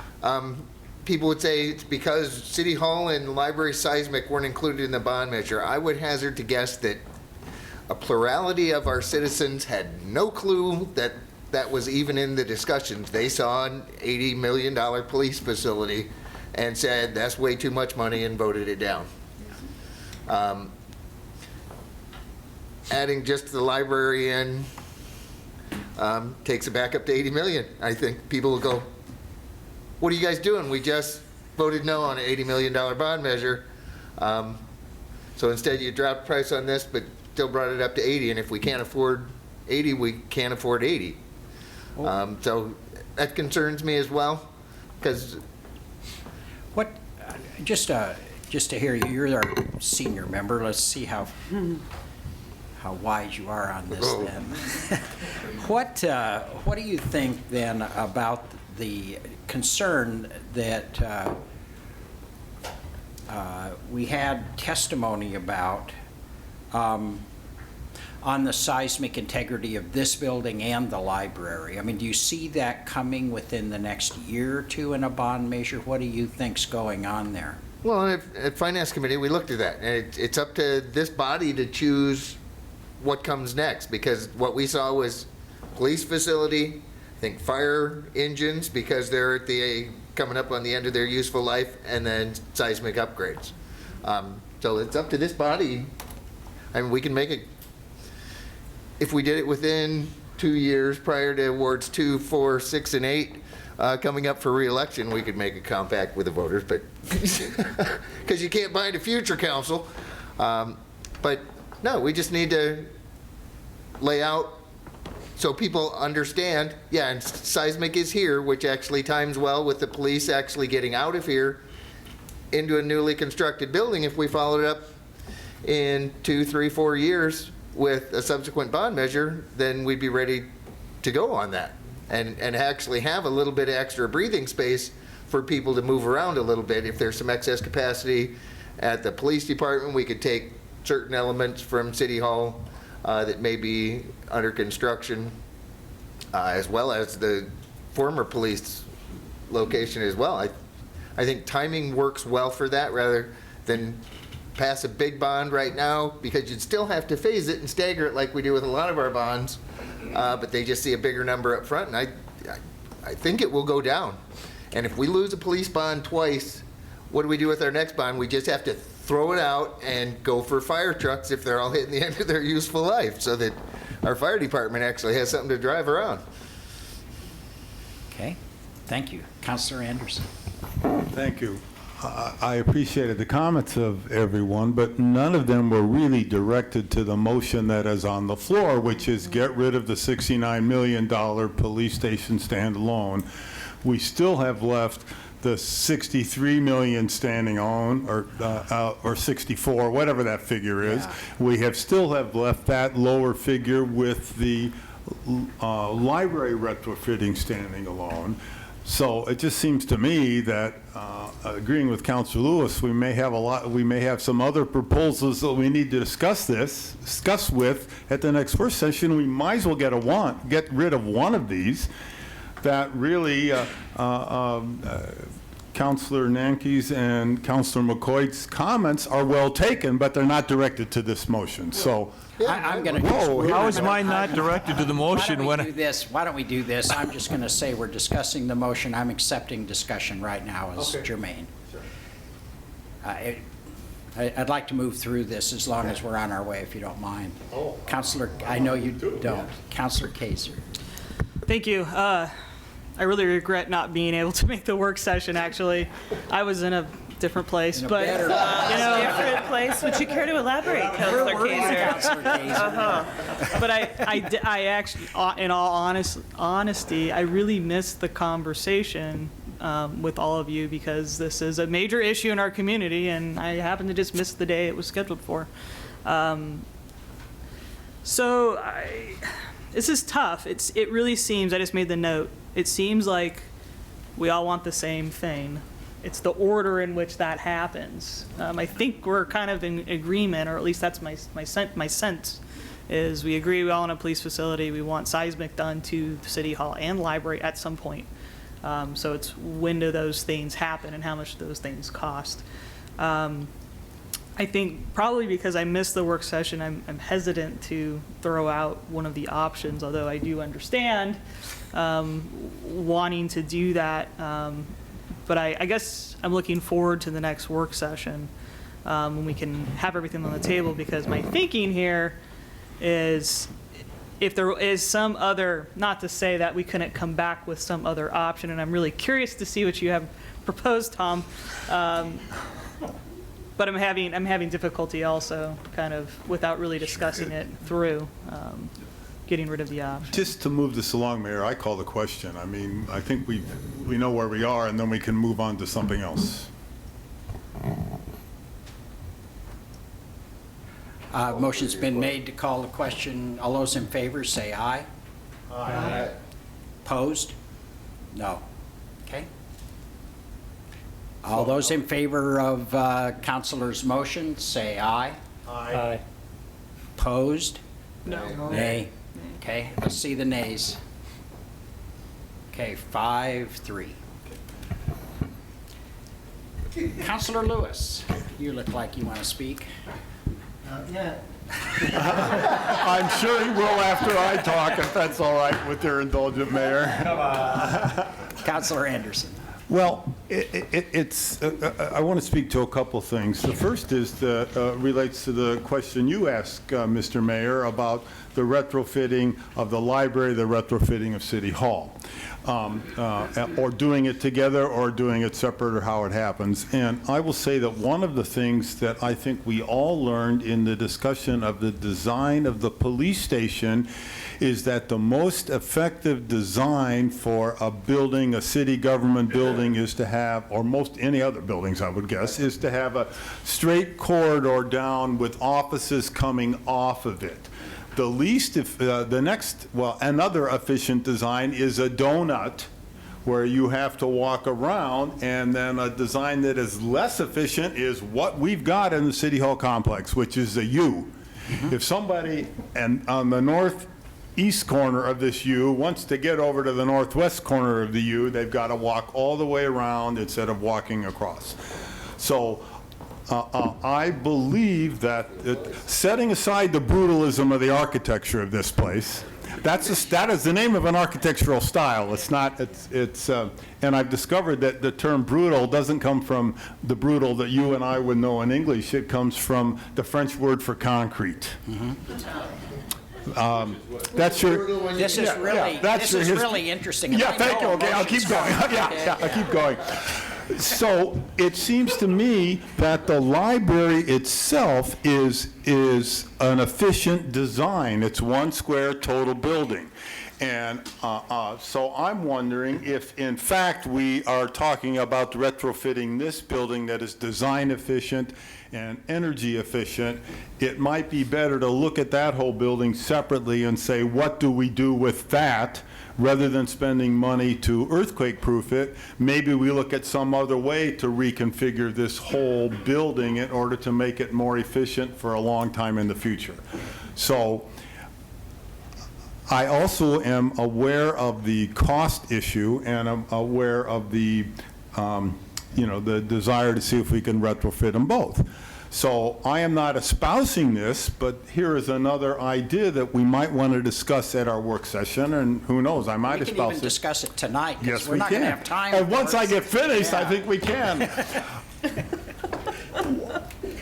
Good. What about the possibility of a separate bond in May for the police station at the lowest of the three figures we've talked about, the lower of the two that are presented here today, at the same time passing some sort of resolution to put a bond measure on November to retrofit and seismically improve the library.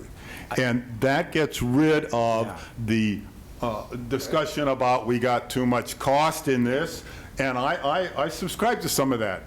People are going to say we had an $83 million, and now we've just come back with 79, and so that gets rid of that issue, but it also gives some concreteness and certainty to the folks who are very interested in retrofitting the library, that we're not just blowing smoke here. We actually have already said this is what we'll be doing in November. Very good. Counselor, could you make that a motion so we can vote on that? Okay, I move that we consider what I just said. Okay. So I move that we consider the possibility of the lower figure on the police station for May and the retrofitting of the library for November. And City Hall, or? No, just the library, because just the library, because otherwise we're coming back with $40 million, and that's just too much. And I also have concerns about whether that's appropriate. So that's my motion. Second by Kaiser. Okay. Any discussion? I've talked enough. Okay. Counselor Lewis. Okay, I'm ready. I like the idea, with one exception, and that is the concern that would remain about the stability of this building. And so I want to leave open, and I'm sure we would, leave open the option to look to see what could be done with both buildings. And as long as that's an option, which I'm sure it would be, then I'm all in favor of it. Yeah. I've learned the hard way that people like to take things one at a time. And this would do just that. Counselor Nanki? Yeah, and kind of in that light, if we change seismic improvements to the library to just seismic improvements in a November ballot, then we can discuss which way we may want to go, one, the other, or both, and see if we can maneuver that price around to where it could be palatable as well, knowing that there might be a gargantuan bond on the November election. You know, a $15 or $30 million bond would look very reasonable to some people, plus. Is there any other discussion? I find myself I'm in support of your motion, Counselor. I think it's a good description of putting together a couple of bond measures that could pass And I think that's really important, that this, I go along with Councilor Nanke's analysis. We don't make this with the police station this time, and we start running up against other bond measures that are beginning to pile up. The only concern, I'll just tell you, the only concern I have is, and this hasn't been discussed, and I know everyone feels this way, I am really concerned about the city shops and the importance. I was taken with Sue's comments about people ready to come to pick up the rubble, to clean the place up, to keep the water going, the sewer going, et cetera. And frankly, they're not here. This is not where those people are. Those people are out off mission and at the city shops, and I'm very concerned that we also have an opportunity to talk about those. But I think I find in your motion room for that discussion to occur, with the understanding at the top of our list is the library. I mean, I understand what you're saying and certainly agree with you. Yes, Councilor Casey. Thank you. I think, too, it would give us more time to really talk about it. Yeah. It feels rushed. Yeah. And I get it, because we're coming off of a failed bond, and we have this kind of momentum to get something on within 6 months of that trying to pass.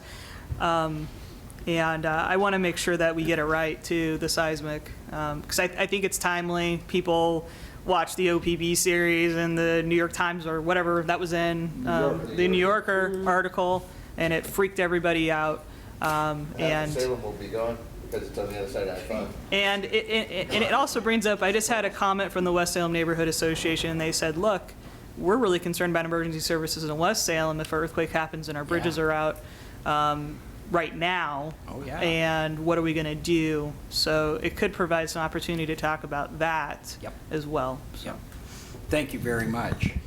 Any other comments? Are we all set then to vote on the motion? So the motion is to go with the 115,000 square foot police station, move this forward, and separate into a separate resolution the intention to proceed toward seismic upgrades. Do you want it broader or? Well, I want it broader and I want it narrower. I mean, Can we leave it open to be contracted based on our further discussion? Do you feel okay with that? Consideration. Yeah, just for consideration, understanding we got to get the votes. I'm fine with that, and I also think, Mr. Mayor, that this motion is not to approve the No. 115, just to continue discussion of that standing alone and the seismic standing alone. Right. But my underlying point is that I would like to see something that says we're going to do something with the seismic, not just saying, oh yes, we promise you we will do it, but saying we've got a resolution that puts seismic, will put seismic Exactly. on the ballot in November. And I just want to make sure that's clear what we're looking for. Yes, we'll have a draft for the 21st. Okay? Okay, oops, sorry, Councilor Nanke. Yeah, and I'll vote for the motion, but I'm not throwing out the potential for, the 127,000 or 125,000 or whatever mixed with a seismic potential down the road as well. So kind of a strange motion in that respect as far as. And one more thing, Mr. Mayor, I think in putting this out, that also, I presume we're going to have public comment at the next work session. Sure. So then we can have the public comment on that. We'll have the same group back and see how they feel. Or maybe more people. Well, Mr. Mayor? Yes. Just a point of clarification, we talked about two separate measures or resolutions, one for the police facility, one for seismic.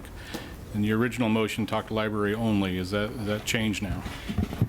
That's my motion, and I just want to see. What is your motion? Pardon me? What is your motion? My motion is the second resolution or the discussion will be just library only. And now if someone else wants to say the amended or make another motion to say the whole process, that's fine. But I really think the library is the main concern of people, despite what we heard here today. I mean, that is another concern. Sure. But that to me is the main one, and I'd like to move forward at least with that. I see what you're saying. Library seismic only, or library the whole package only? The whole package. Councilor Nanki. Yeah, well, I mean, if we did a seismic to the library only in November, when are we going to do City Hall and shops? Because again, we got several others in there, so that, you know, hey, it could be a permit-free zone because the permit department won't be in existence anymore. You might get some people out there to do some work, but Yeah, I'll make a motion to amend. I'll move to amend the motion to generalize the seismic resolution, leaving it open to library, city hall, city shops, to have a broader, maybe a richer discussion, but the resolution takes us to that point to bring that to the ballot in November. I'll second. Second by Nanki. Anyone want to discuss that? So you basically moved to just generalize it till we will put something on the ballot that deals with seismic and retro It's pretty much a seismic, We're not which one, yeah, but here's the... seismic retrofit for City Hall, library, and I'd look at city shops too, but I'm just wanting to make it broad enough that we could look at these various buildings to see if we can put something together. One or all of the above, or two of the three, or whatever. Okay. Yeah. Then it's an option. Councilor Anderson. Thank you. I don't particularly object to that because I think we're still at the work session stage of this, so we need to look at all options. But my goal out of this is at the same time we pass a resolution for the police bond, we pass some resolution to put a seismic bond in the future, whether that is library, whether that is library at City Hall, whether that is library, City Hall, and city shops. That's still going to be part of the work session. Yeah, and that's my intention with this, is just to broaden the discussion. That's all I'd like to do. Yeah, and that's fine with me, and I presume that, I'm looking now at Mr. Atchison, I presume that that could be done if on the 21st we say we want the police station, one resolution for May, and we want something with seismic retrofitting for vote in November, that we could actually, there'd be time in us to vote on that in the end of February when we vote on the police station. Drafting the language is the easy part. The hard part would be having the Public Works Department come up with accurate figures for what seismic would mean. Okay. Okay. Yeah. Well, I think they have in the figures they gave us through the city manager's office. Be careful with previous figures. Oh, Mr. Fernandez, do you want to answer that? The status of our evaluation of the facilities and approximate time frame? Peter Fernandez, Public Works Department. We do have information on the seismic upgrades for the library and City Hall, so we can share that with you, and analysis has been done. We are working on the assessment of what kind of new facility could be built at the shops. We gave that a shot back in '08. The financial crisis got the best of us, so that didn't happen. That the buildings at operations are shot. They're shot. I mean, there's no seismic upgrade to those buildings. I mean, so we're looking for there is a new facility. We're working toward having a sense of how much facility, and we've had some back of the envelope analysis of how we may be able to fund that perhaps outside of a bond issue. So we can perhaps have at least some very preliminary discussions about that on the 21st. So are we okay to go ahead? I'm a happy camper. You're a happy camper? We got an amendment on the floor. I'm going to wait just a moment here for Councilor Ossick. I think it's probably the thing I hope we talk about the 21st is this question of seismic versus we got a disaster waiting out there, the conflagration, potential conflagration at the city shops, or just the whole thing just falling down in a heavy windstorm, right? Fifth wheel trailer. Well, I have to say that I'm encouraged by what Director Fernandez just said about there may be some way to do this through another funding mechanism other than a bond. Right. Because if it's going to be new construction, you add that into a retrofitting City Hall, retrofitting library, we're getting up to some cost on a bond. there's no mystery. I mean, we sold some water rights to Hillsborough. The first $2.5 million check arrives soon. So that Burning a hole in your pocket. Yeah. that would not, it's burning a hole in your pocket, but it's that's not, that wouldn't pay for the whole building, but that gets us, the sale of the water rights gets us a pretty solid down payment. So. Okay, well, I think we're ready to vote now, unless there's any further comments on this. All those in favor of the amendment, say aye. Aye. Opposed? Okay, the amendment passes. We're to the the amended motion. Does anyone need to hear it again? Okay, all those in favor of the motion, say aye. Aye. All opposed? Motion passes. Very good. Now, that's one. Do we want to take a look at these? That's got us up to 4 right now. Does anyone want to? I tell you, from what I just heard, we could remove number 3 without any problem. That's still there. I mean, it's in the motion, as I recall. Right.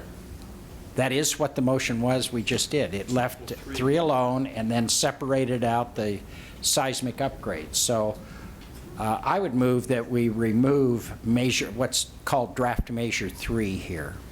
Why? Oh, I can't see. It's a standalone. If we're going to do the seismic, that's. We've got a standalone. That's what Counselor just made as a, unless you want to. It's kind of like 3 with a seismic adder. Leave them both. You want to leave them both? Okay. Well, good. It sounds like we're ready to go with 4 measures to move forward on that. Okay? I'll think real hard at 5 or 6. Yeah, no, and let's not get too creative over the next. Just a reminder, Mayor and Council, there's a hard deadline for the ballot referral. I think we should come prepared, actually, and you correct me, Mr. Manager, if I'm wrong, we should come prepared to pick one of these to move forward on the 21st. This really should move forward. So it's drafted no later than the 27th, right? We have to vote on it on the 27th. You will also have a special meeting immediately following the work session if you choose to take action on the 21st. Okay. So we're going to notice a meeting? Will. Okay. Councilor Cook. Would this be an appropriate time to ask a question? Or, I'm sorry if I. No, it's was okay. Having some issues. That's okay. Of Director Fernandez, would this be? On this issue? On the police bond measure? Oh, sure. Okay. Director Fernandez, I apologize, I'm not feeling my best. I was wondering if you could just walk us through the bidding oversight and the checks and balances in place within Public Works when you undertake a big bond like this, if it were to pass, in order to highlight the stewardship and the oversight that's already in place to ensure that we don't end up coming back asking for more, or that we completed the project without funds and it's subpar. Can you walk us through that? Sure. Thank you, Councilor. I appreciate the question. I'm happy to answer it. And I think the best way to answer it is to just give you the example of what we did in the 2008 bond issue. So there were 40-plus transportation projects there. They were well vetted by the community, no different than what we're going through here with the police facility. We made absolutely certain that those were properly costed. We don't like going back out to the public to ask more money once there's been a vote. So I think having the proper cost estimates before we go to the ballot is critical. Once that ballot measure passed, we established council established an oversight committee that we used for a lot of policy discussions with regard to minor changes to project scope. Later on, when there were savings, what projects would be recommended to proceed and what order the projects would go. I think that kind of council oversight is critical. We've used that before. Every project was bid for. A request for proposal was published for design. So, the best firms were selected for design, and then every project was bid based on state law. And the low bidder, the lowest qualified bidder won each project, and that's the way we would do this project as well. So it sounds like the council would have oversight, or I wasn't clear. Is that a citizen's oversight? Is it a mixture, or is it open for, with a large bond like this? That was, well, the 08 bond was $100 million, and that was a council subcommittee that helped us with issues, that made recommendations back to the council for council voting. There were some very minor issues that we just used the subcommittee to just give us some direction when we needed some minor direction. But our recommendation, or well, I guess our experience is to use a council subcommittee, and that's worked very well for us in prior bonds. Thank you. Thank you very much. Okay, why don't we move on to information reports unless there's I'm sorry. Oh, your special, oh gosh, I'm sorry. I apologize. I thought we'd gotten through And I business. see Mr. Bonnet has waited here, and I think he might be part of that, so I don't want your wait to have been in vain. Yeah, I pulled 2A, and I'm trying to find it. Yeah, I've got it here. Okay. 3.2A. 2.2A. 3.2A. 3.2. Now I have my glasses There we on. go. What's your motion? I move that we adopt the staff recommendation. Second. Second by Nanki. This is in my ward, and it moves out toward Councilor Nanki's ward. And I have had, I want to say, it seemed like I was in this, when I was in the special place that Councilor Kaiser was just in, which would have been in March, I had a lot of discussion about this because it was a preliminary plan about doing this. I mean, people email me, et cetera, and I can place it in March because that's when I was there. And the concern was from the businesses that are located at the corner of 12th and Fairview, because we have to make a right-hand turn lane, and in order to do that, we back up several hundred feet, and it's taking away, some are just planting strip sort of things, and then we move to parking, and then we move to so much space that the buildings there and businesses might not even have parking available to it, and then they can't do anything.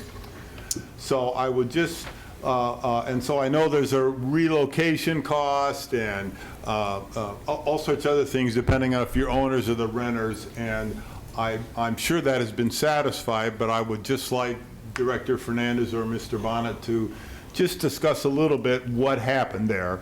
And before they do, one other thing, that's in SCAN, and I will tell you that the SCAN neighborhood group, the chair of the Land Use and Transportation Committee, Raj Shirak, sent me an email in the past day or two saying, we've discussed this, we think it's needed, and we appreciated it, and we did not send anything because it's actually in the CIP already, already in that, and we approved the CIP. So there's no neighborhood group opposition to this at all, but there has been some concerns about the people who are there, and that's my request to either Mr. Bonnet or Mr. Fernandez. Yeah, thank you, Councilor. If I may, just one minor correction, then a very brief intro. It's not a right turn lane, it's actually an additional lane that starts back at McGilchrist.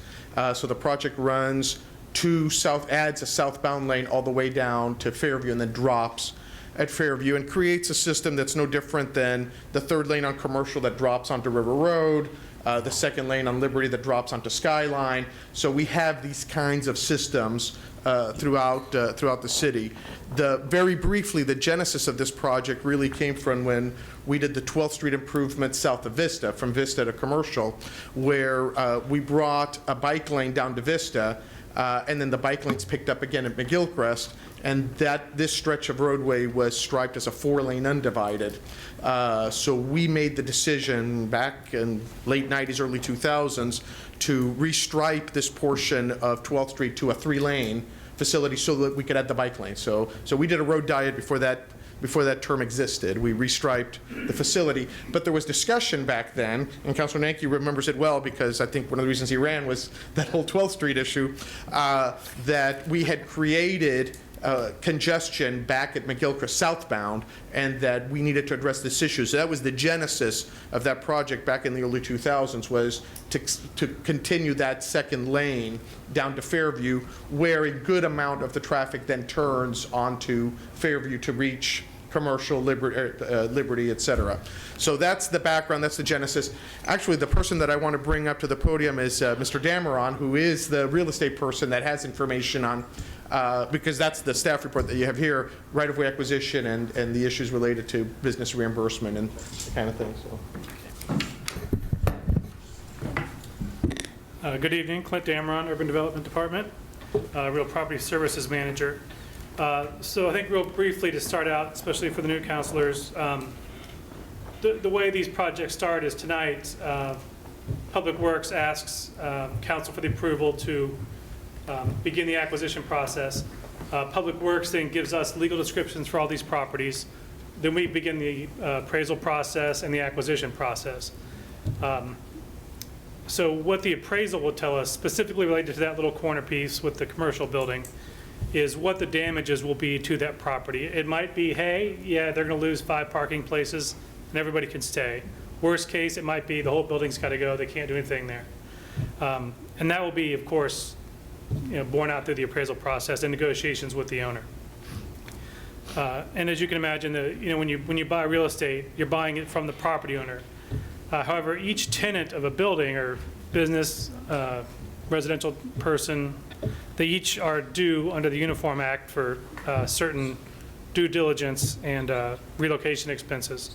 And briefly, what those limits are right now is for each business that's in a building, they're entitled to a site search cost of up to $2,500, a reestablishment of their business up to $25,000, and moving expenses is the big one. There is no upper limit on those.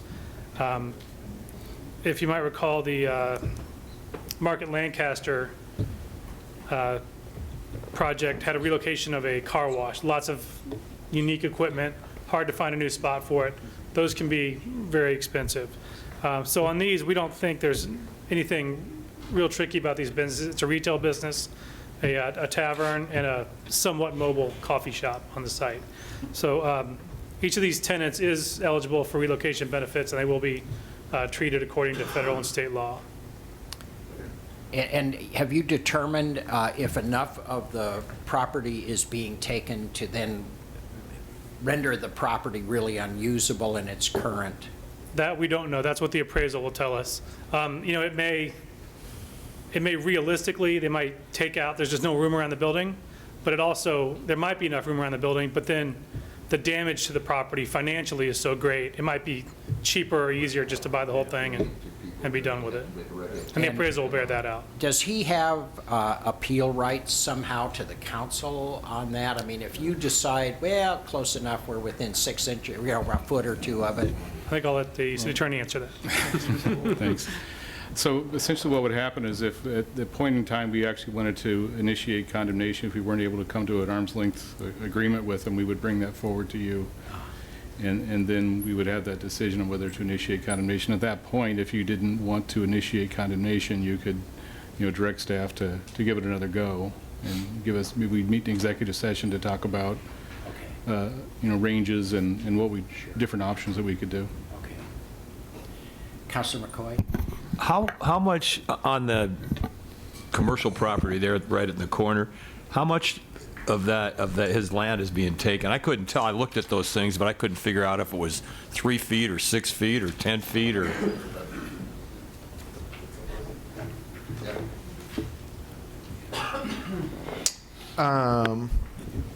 I don't think we have that information, but. Well, good. That's why I couldn't the lane tell. would be, you can just kind of eyeball it from the scale that it's probably 15 to probably 20 feet. Yeah, so it's going to go across the sidewalk halfway through his parking lot. Yeah, it's a pretty significant chunk. His parking lot will be, okay. Right. We just, essentially there's, useless. especially, we're operating under federal rules here because there's federal money involved, so I can't sit here today and say, oh, yeah, no problem, we're going to take it, and, we have to follow a process, and the process is what Mr. Dameron explained, that, we'll do an appraisal.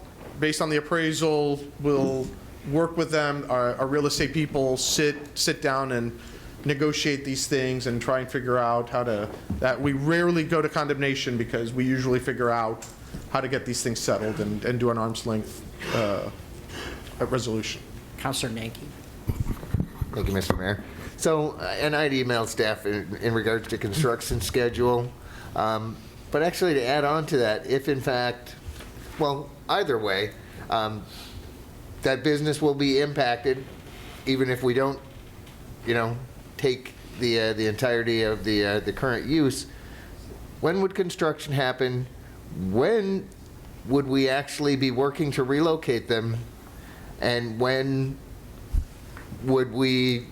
is that date prior to construction when you got to be out of this building because we're coming through? Go ahead. I don't know the project schedule. Oh, yeah, that's Jim Bonnet, city engineer. Construction will occur in the summer of 2018. So then in terms of when the business would be relocated, it would be well in advance of that. And that's where I might need a little help from Clint in terms of the timing and the sequencing of relocation.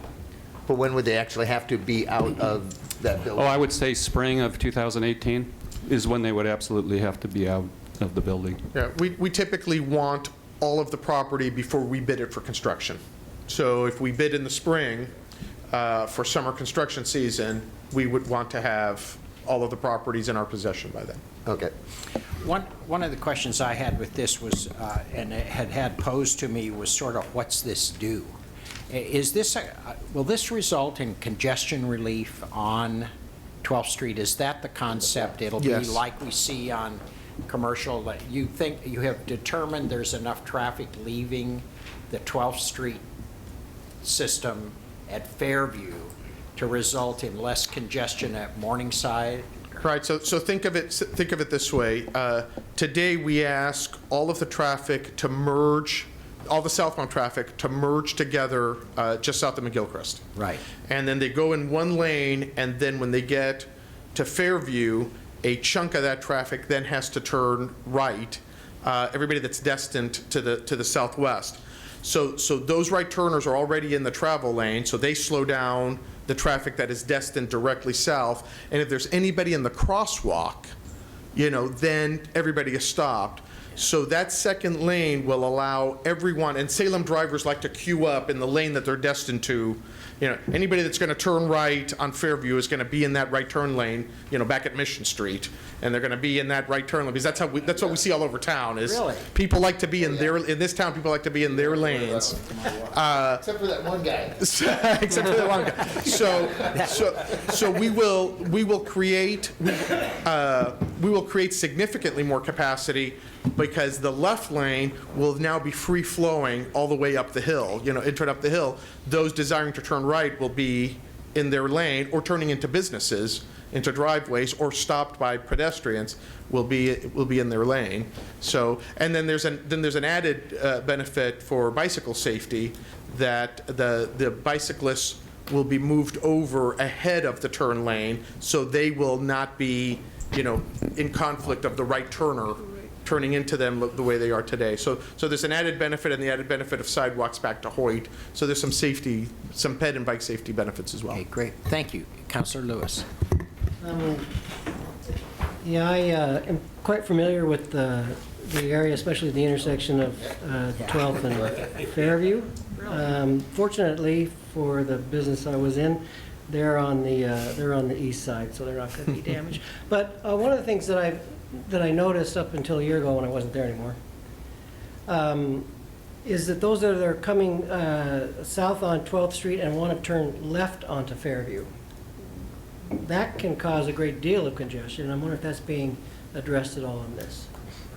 I don't think so. No. Well, there is, you can turn left, but no Yes, turn but left. there's no additional lanes. Okay, so would the improvements allow people to, if, let's say I'm in that lane turning left, would they be allowed to go around, or now they have to stop?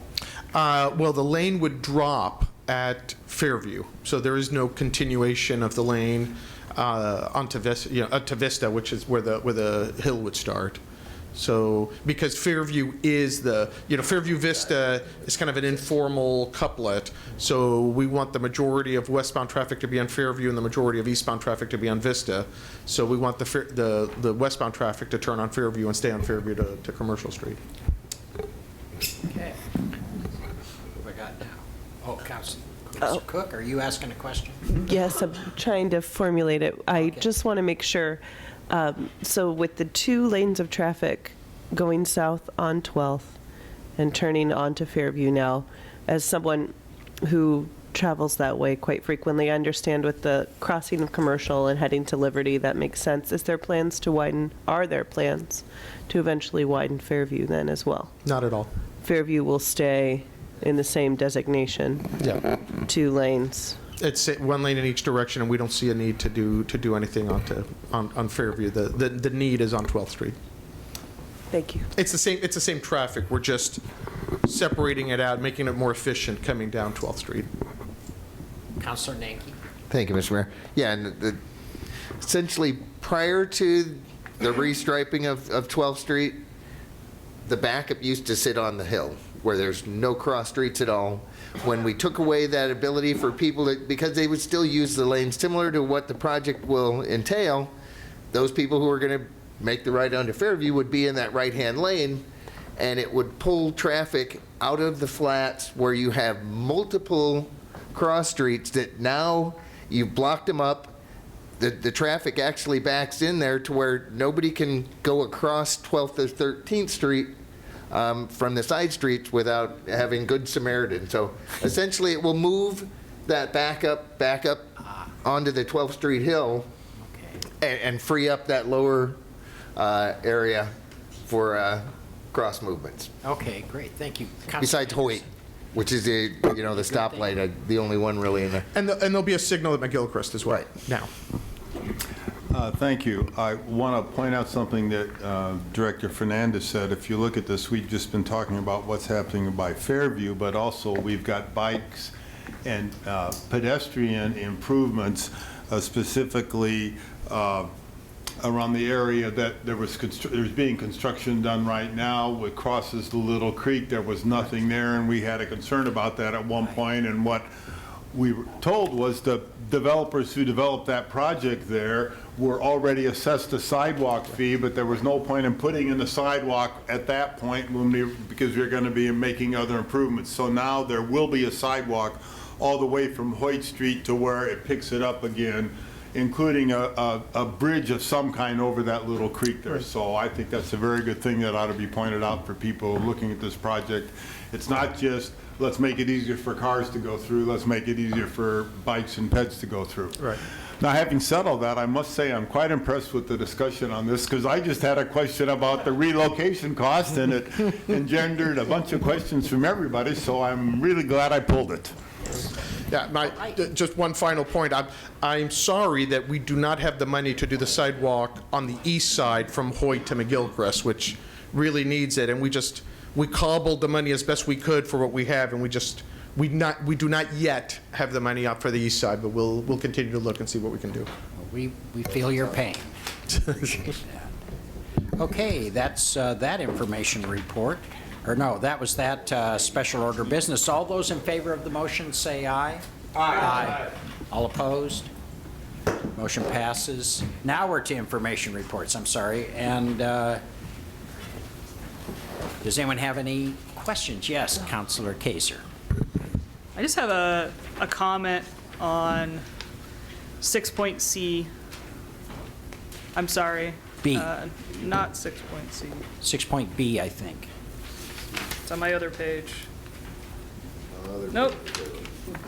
Was this the Sorry. purchase, administrative purchases? No. Ah, okay. This is 6A, the historical one? No, I'm sorry. Oh, it Just is go ahead and make it one is up. 6.C. Look at that. Okay. I read it incorrectly. When I was reading the findings from the hearings officers, I noted that neighborhood association in this area, which happened to be Grant, they wrote a letter and asked for continuance because the applicant did not meet with them or reach out to them. And this was for conditional use to convert existing medical marijuana to recreational marijuana. And in that neighborhood, that's kind of a big deal. And even though it's just a conditional use and it's basically the same type of use, just the type of product's going to be a little different.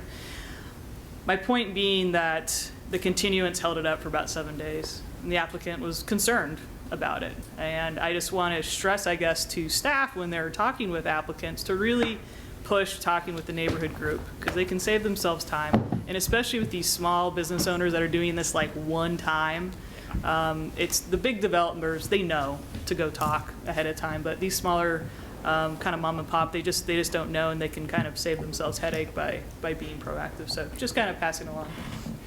So Counselor, you're not calling this up? Okay, great. Counselor Anderson, did you have one here?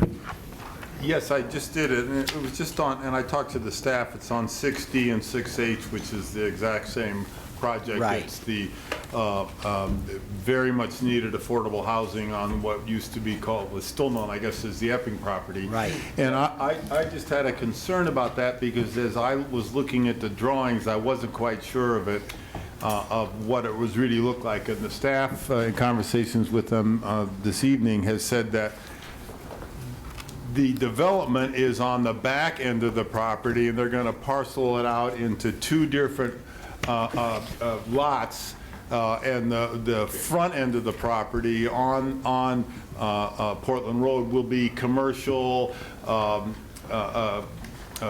sales and that sort of stuff, and maybe some commercial things, stores, restaurants, whatever that are needed there. So Yeah. it's basically a dual kind of development there. But I couldn't, as I'm looking at the plat maps, I wasn't exactly sure that's what it was and I was seeing. So now I know. Great, thank you. Yeah, this, I know the folks out on Portland Road that have worked on that Northgate Urban Renewal. This is just like a real answer to a prayer, is to get 180 affordable housing units with support services and retail, and to see that very large piece of property redeveloped, I think is really exciting. So, great. Thank you for bringing it up. Are there any others?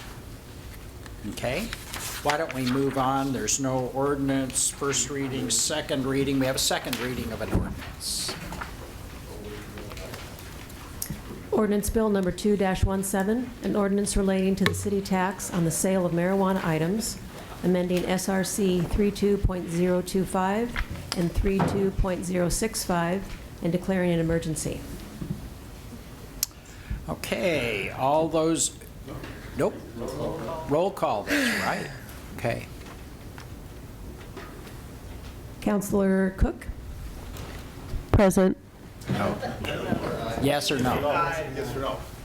Aye. That's an aye. Oh. Yeah. Councilor Lewis? Aye. Councilor Kaiser? Aye. Councilor Anderson? Aye. Councilor Nanki? Aye. Councilor McCoy? Aye. Councilor Osick? Aye. Mayor Bennett? Aye. Okay, motions passes unanimously. Do we have anyone else from the public that wanted to comment at this point that didn't get a chance to? All righty, then, without objection, we are adjourned.